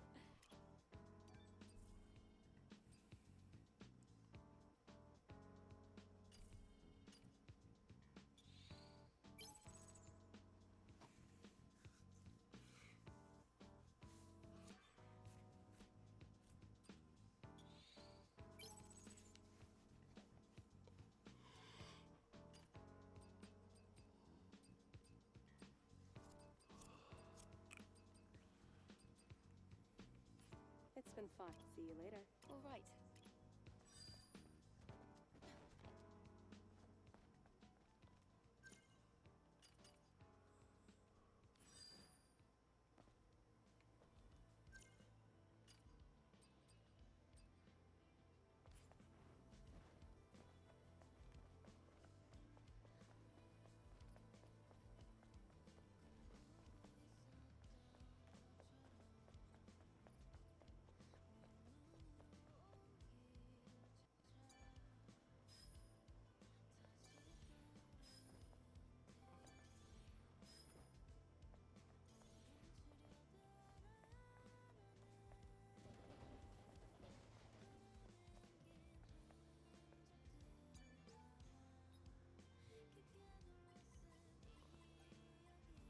I do not remember getting this code. I don't know if I should feel it's lazy that they basically just went back and forth and did the same, you know, just 2 combos, or if it's brilliant because people wouldn't think to do that. Or might not think, never mind.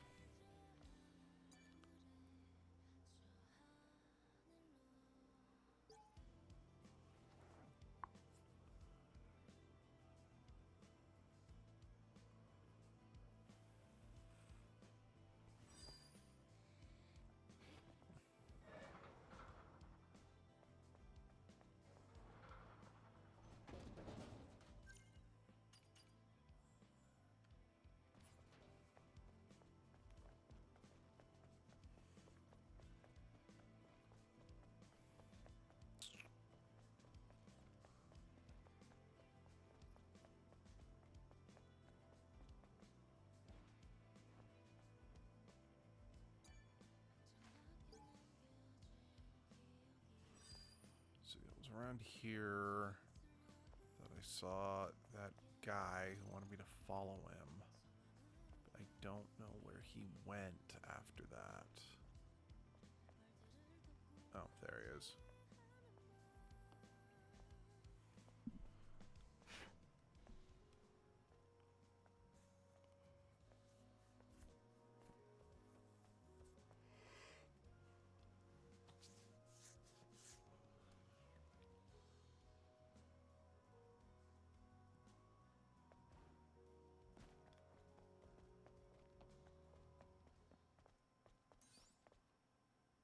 So, you brought me all the way here. What for? Hey, relax. I'm just the messenger. Take this. What? This is a terminal. This device is locked with a quantum passcode. What do you expect me to do with it? You're asking the wrong person, Angel. I was just told to give you that terminal in secret. Good luck, then. Hey!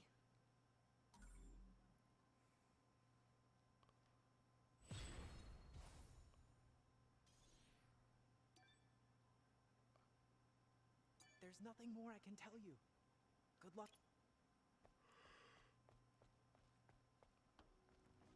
Are you sure that's mission complete and not just mission stopped? Didn't think so.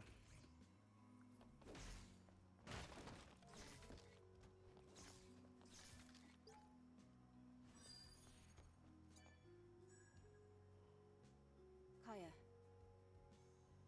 Kaya? Oh, Angel. I hope she comes back soon. I have felt as though she's closer to me lately. That's good to hear.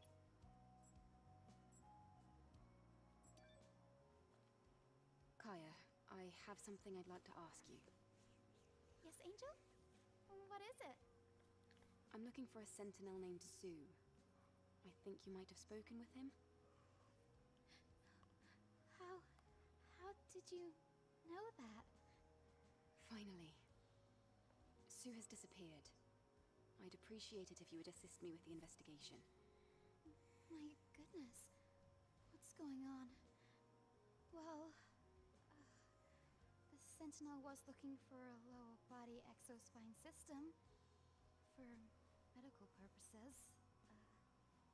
Of course, we don't have anything that rare available here. I told him that he'd have a lot of trouble finding one unless he looked someplace where a lot of supplies were dumped during the war, like the area near the solar tower in the wasteland. Did he say what he was planning on doing with the exospine? He just said someone really needed it. He didn't say anything more than that. Oh, Angel, I really hope nothing bad has happened to him. I'm trying to find out. Anyway, thank you. You've been a big help.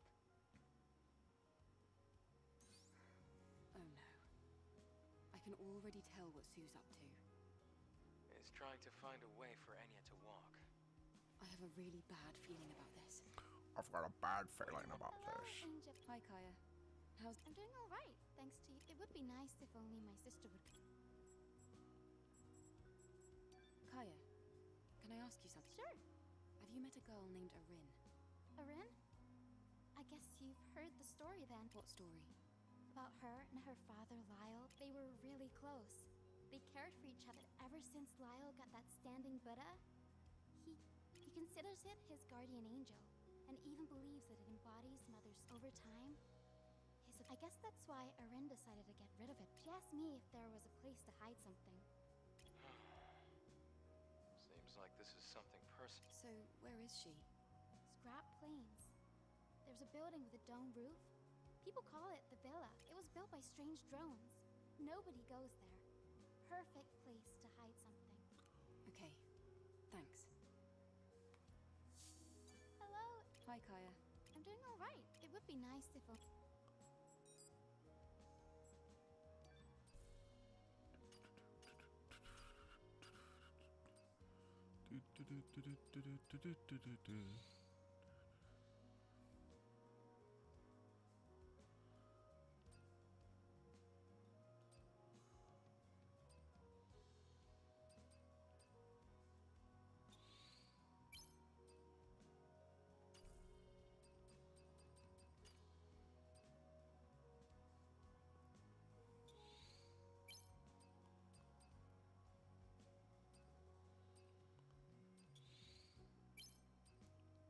My comrade's are waiting.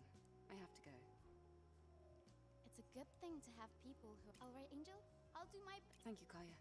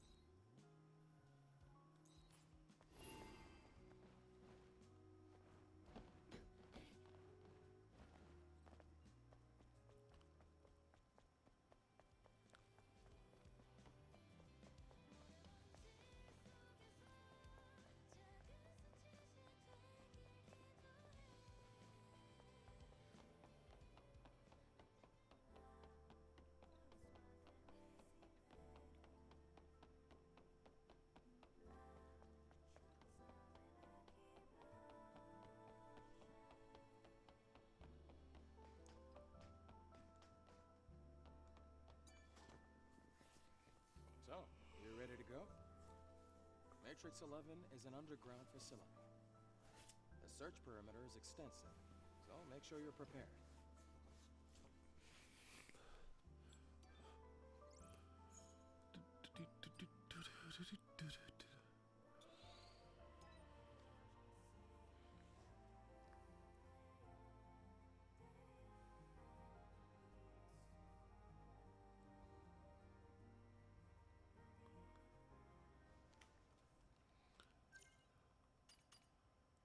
Let's see.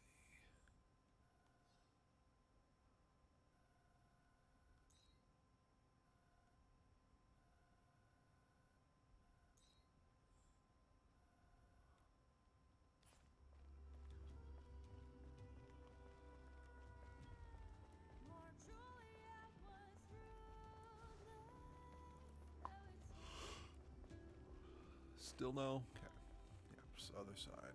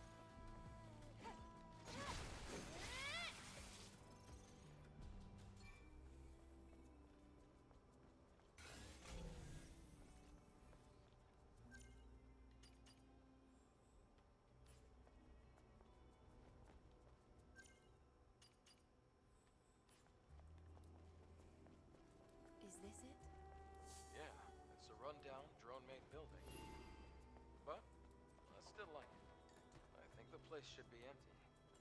Let's head up.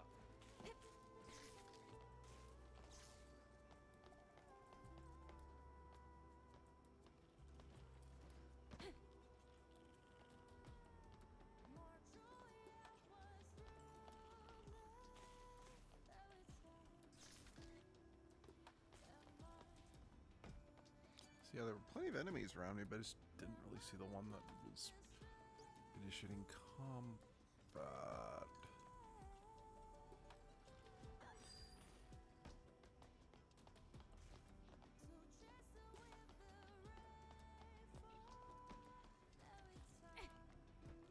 Yeah, that's a negative on the missing girl and the stolen goods. Where is she? All right, let's investigate.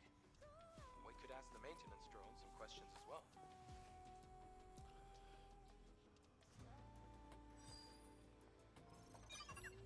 Hello, may I help you?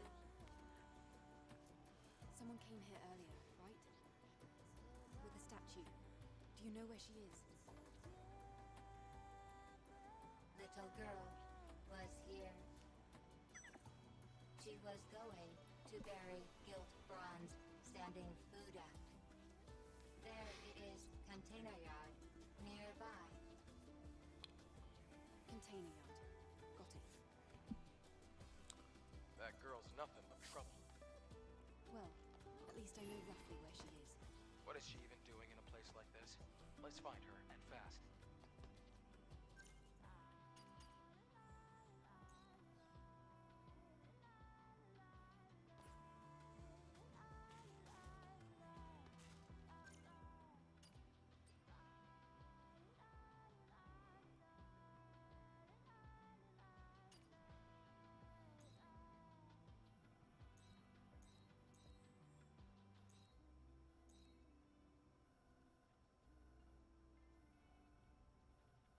Where's the container yard, though?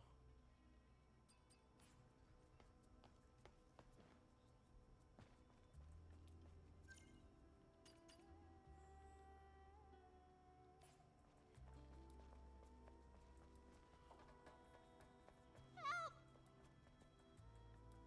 Someone please help! Monsters are trying to kill me! Hang tight. I'm coming. Where? Where?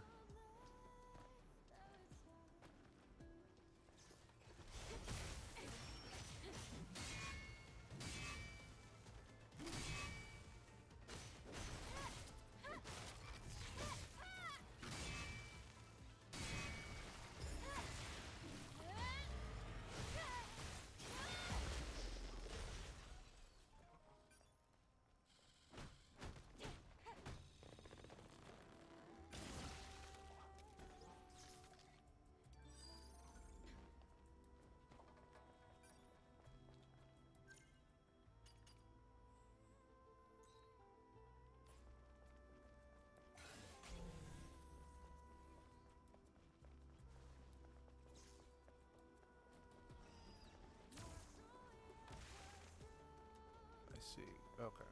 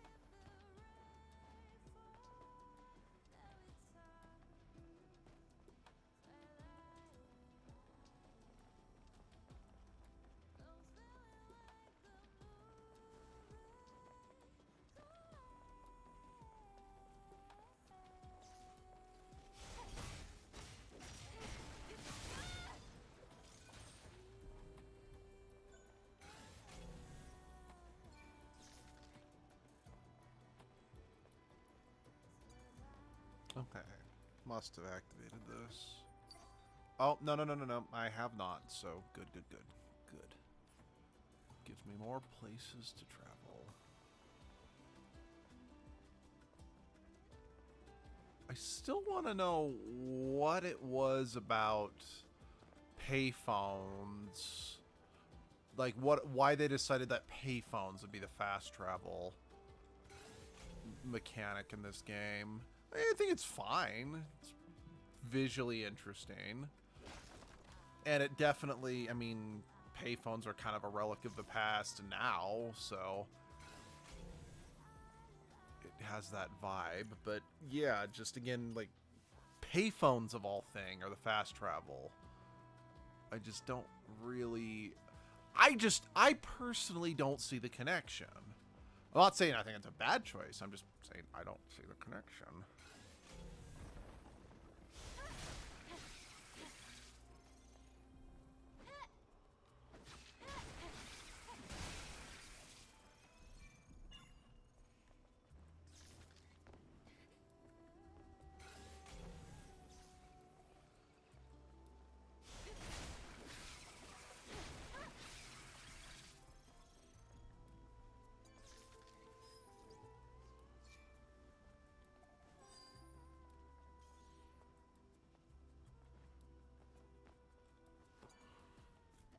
Angel?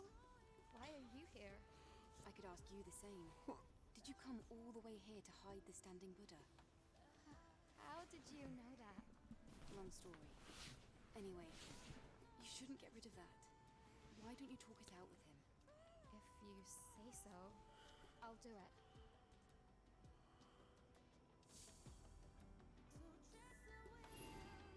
Yeah. Yeah, very much so.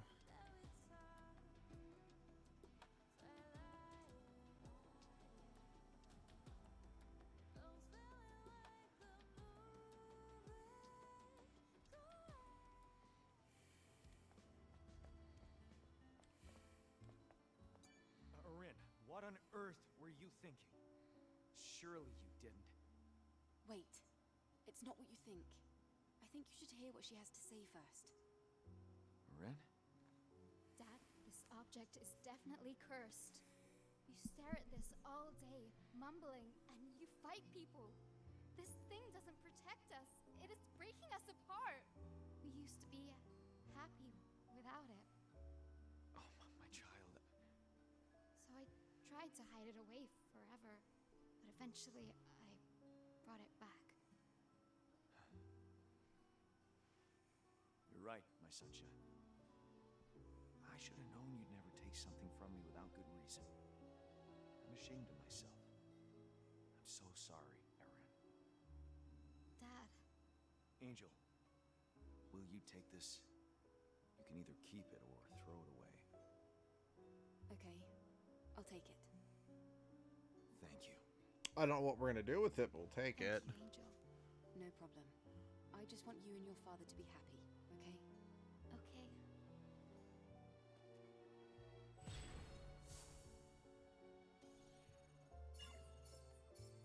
Yay, Vidcoins. Welcome, Angel. I opened the store again thanks to you. Stop by anytime. Do, do, do, do, do, do.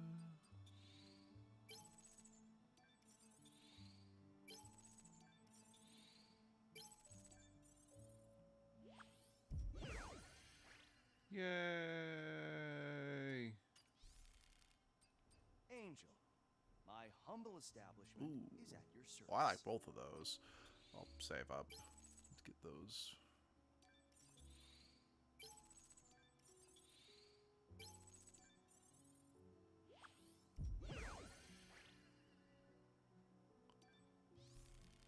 I'm so glad to see you again. Arin and I have been hard at work to keep this place going. I don't like that one as much, but I like that one.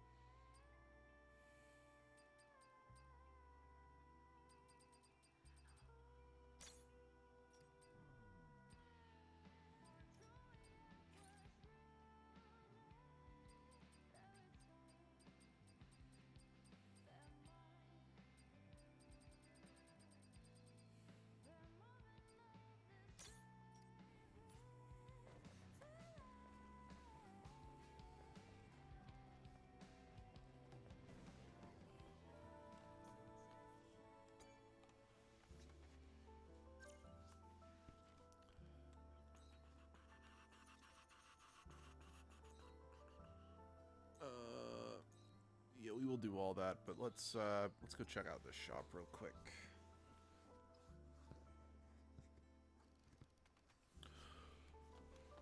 I think the only thing he has left to sell me is stuff that requires Vidcoin, but I don't remember for sure.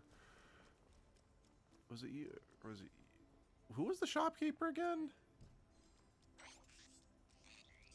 Digger? What's on your mind? I was conducting a thought experiment on Zion. I wonder, what are they thinking about? Now, if I could somehow ask them these... Well, if you're so curious, what... It is not that simple. Regardless, you're encouraged...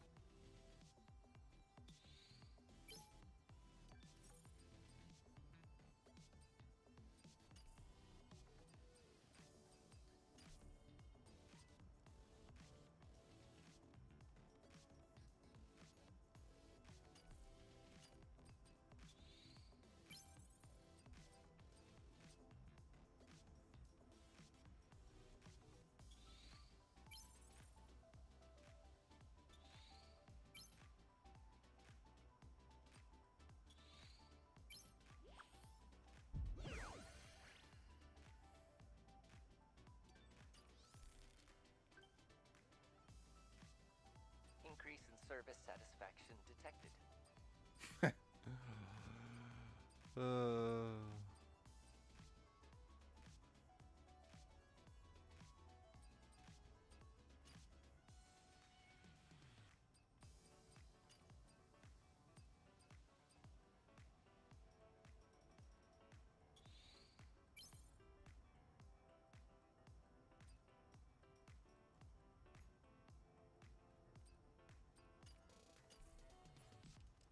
Thanks, Digger.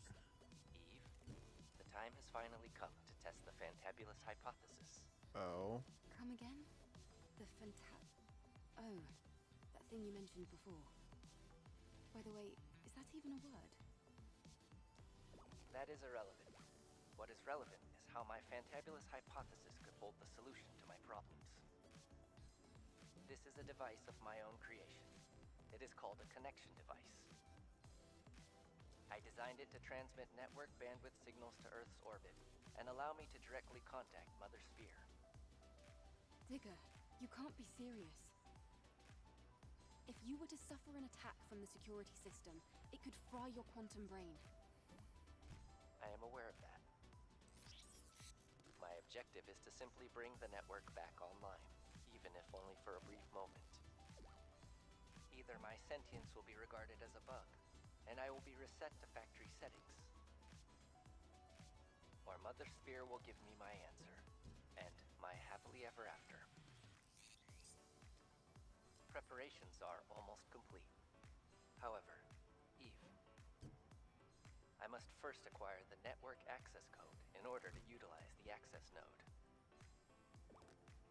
The solar tower in the wasteland, Zion's scrap market, and the oasis of the Great Desert. These locations are where I last detected traces of its data. Your investigation would be most appreciated. This is not going to end well.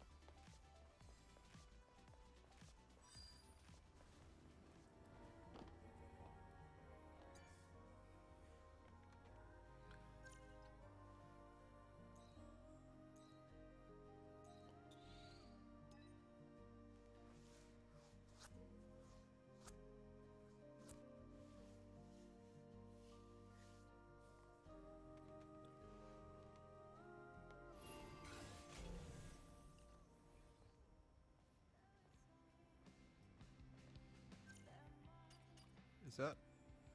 Oh, okay. So since I got it, I understand. Let's get this one that's out there.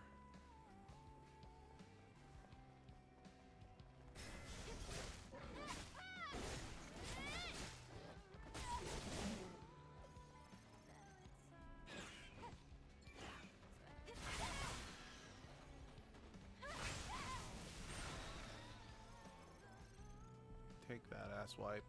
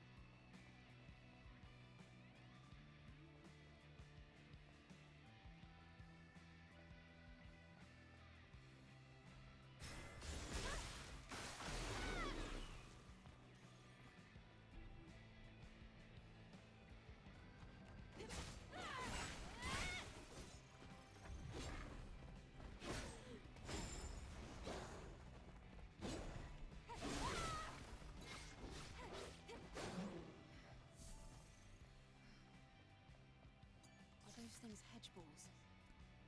There are quite a lot of them out here. This is... Isn't this his weapon? I'll take a look.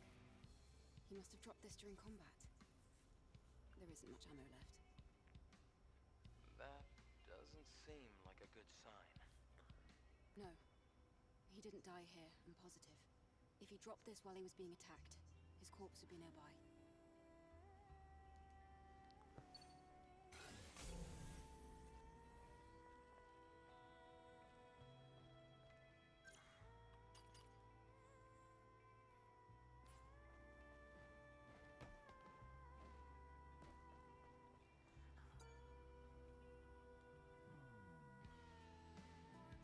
These corpses. Looks like they've been dead for a while. Which means... It takes a lot of skill to survive for long out in the wasteland. But Sue has what it takes. Or maybe he just got lucky.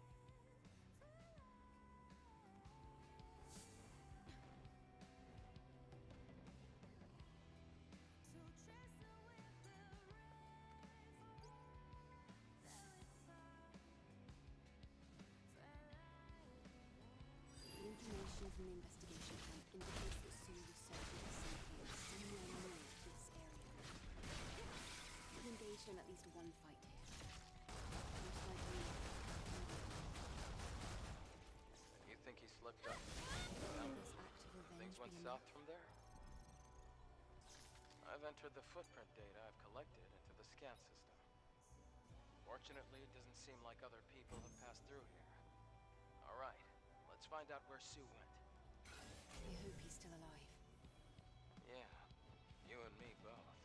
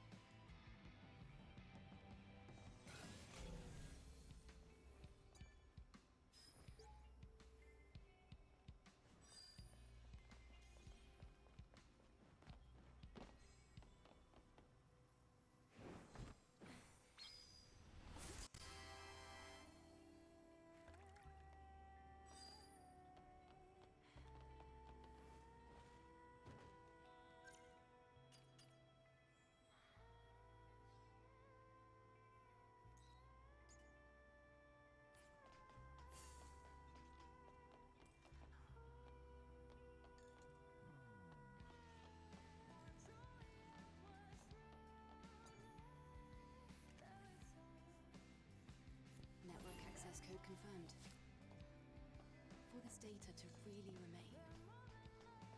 I don't like it, but I guess a favor's a favor.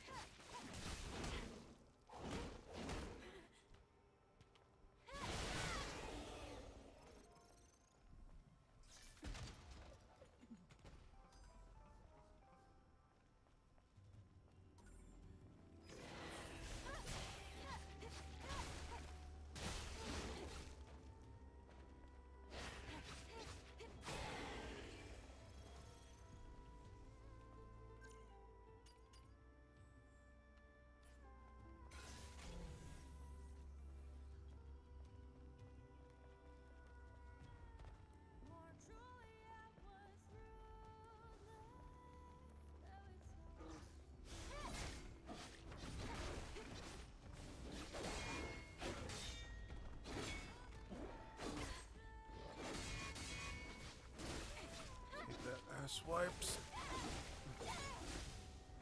Fuck yeah.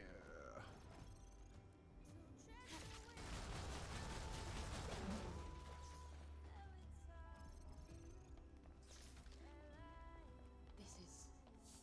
Abe, the tracks end somewhere around here. Seems like this might be a good place to hide. Right, okay. Going in. We don't know what's inside. Tread carefully.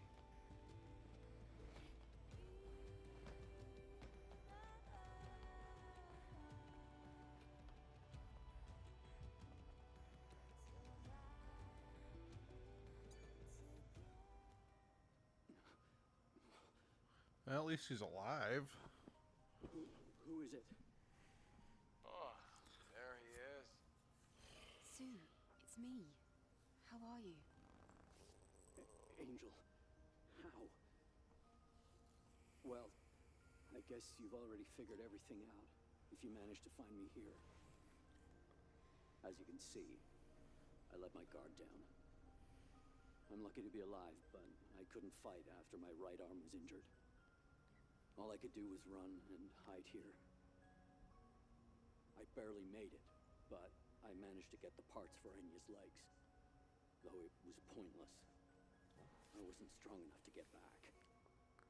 What possessed you to do something so dangerous? And without even telling Enya? Well, I wasn't able to do anything for Enya.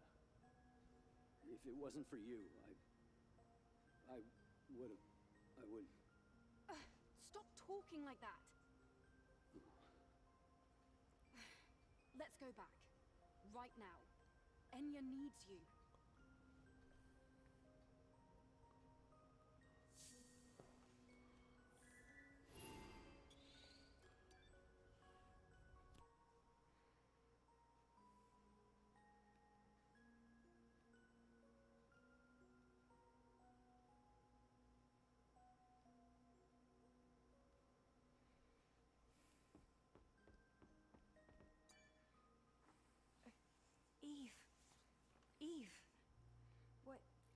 happened to Sue?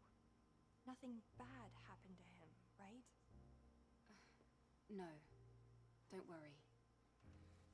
He was out on a ridiculous expedition, searching for some rare equipment that would help you walk. What? Then things took a turn for the worse, and he found himself trapped in the wasteland. Sue, won't you come in? Do you want to tell her the rest?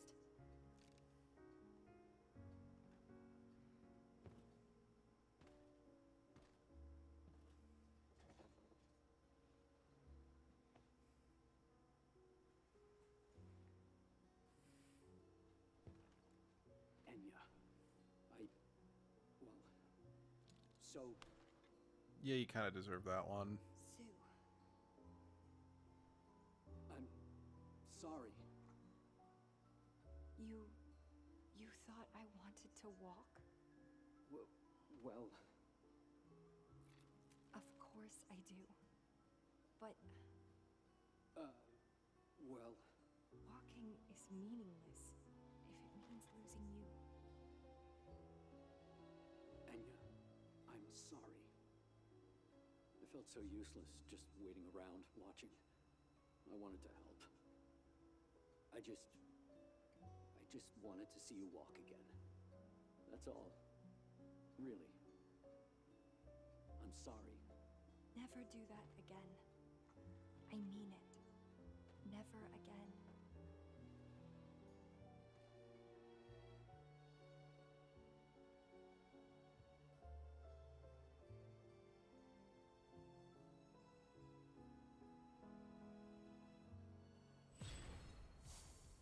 Yay!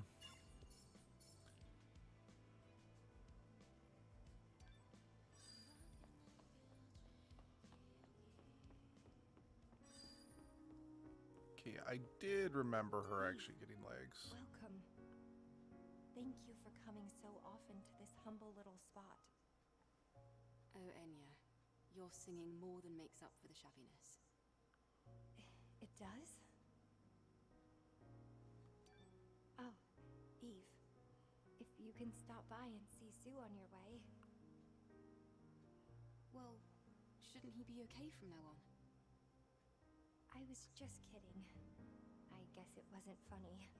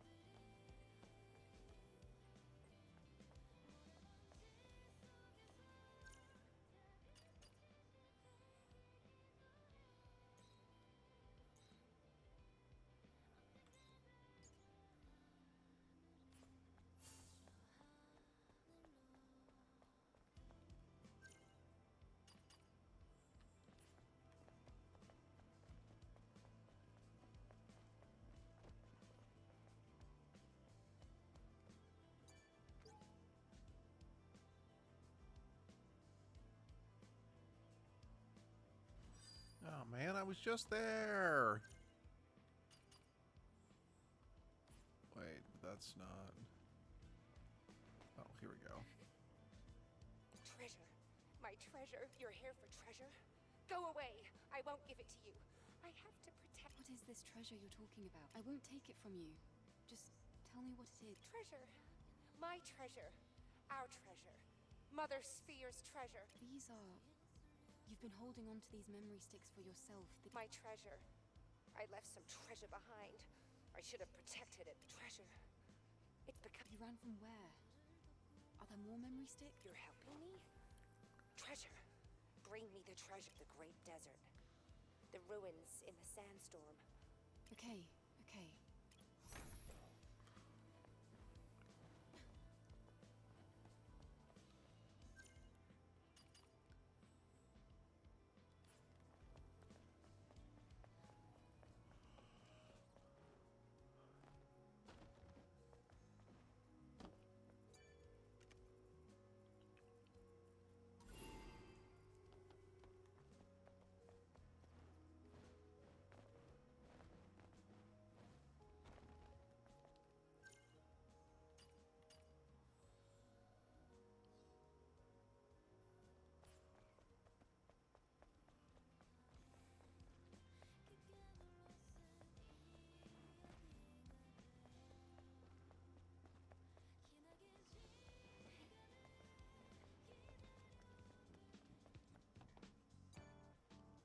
facility is in need of repairs. Anyway. Nice.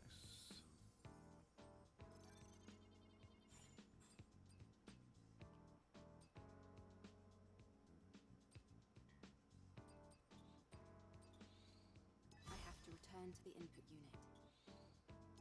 The drop pod that Lily was trapped in. I should think I know where. Kill me? I don't know what to say.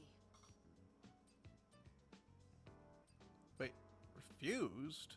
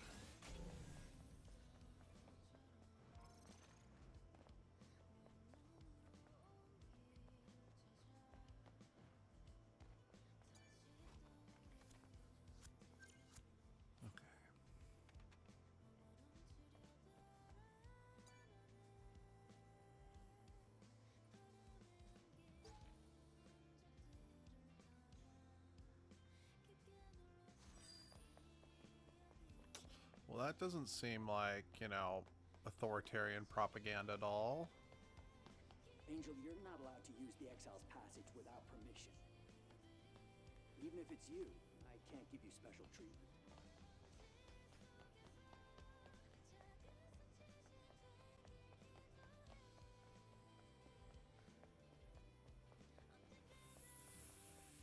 Ugh, ow, ow. Sorry, I had a spasm in my neck. I'm all right. Leap.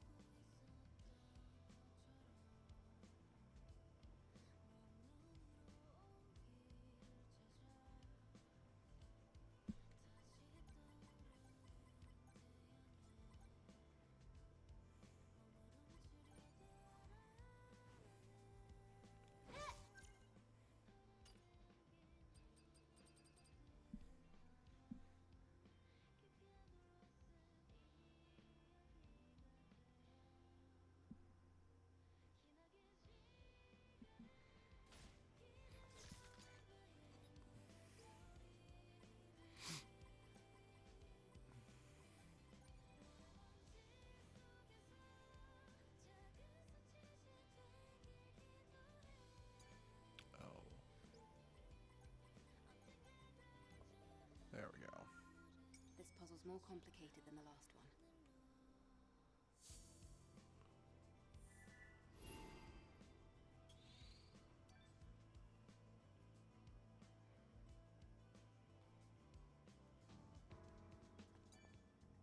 This facility isn't... Anyway.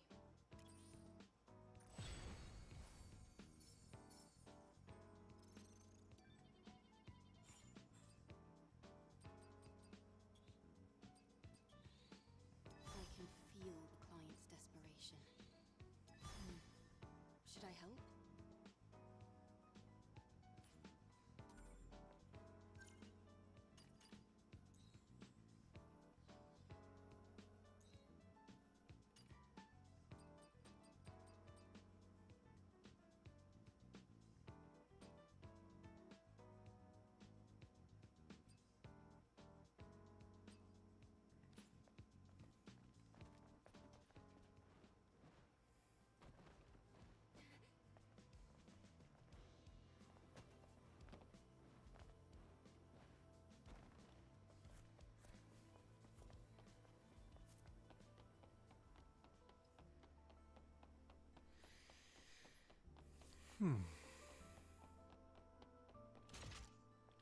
I need more slugs.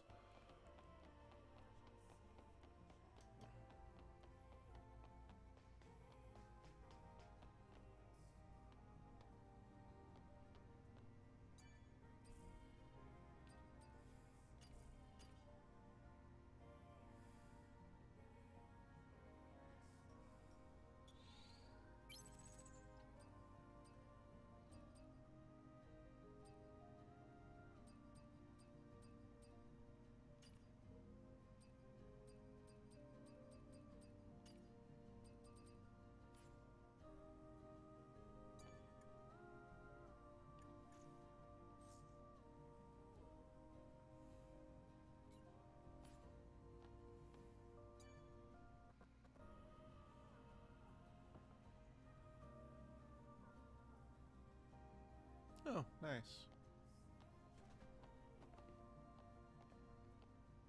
Okay.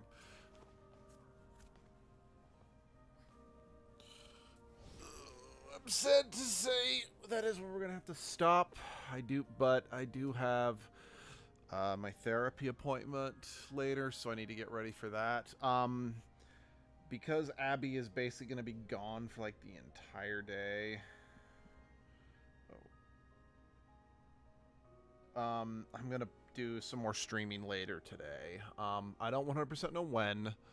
And I don't know if I'm going to do more of this or more of Xeno or do some edgelord streaming to make up for the short streams I've done and the completely zombie one I did last week.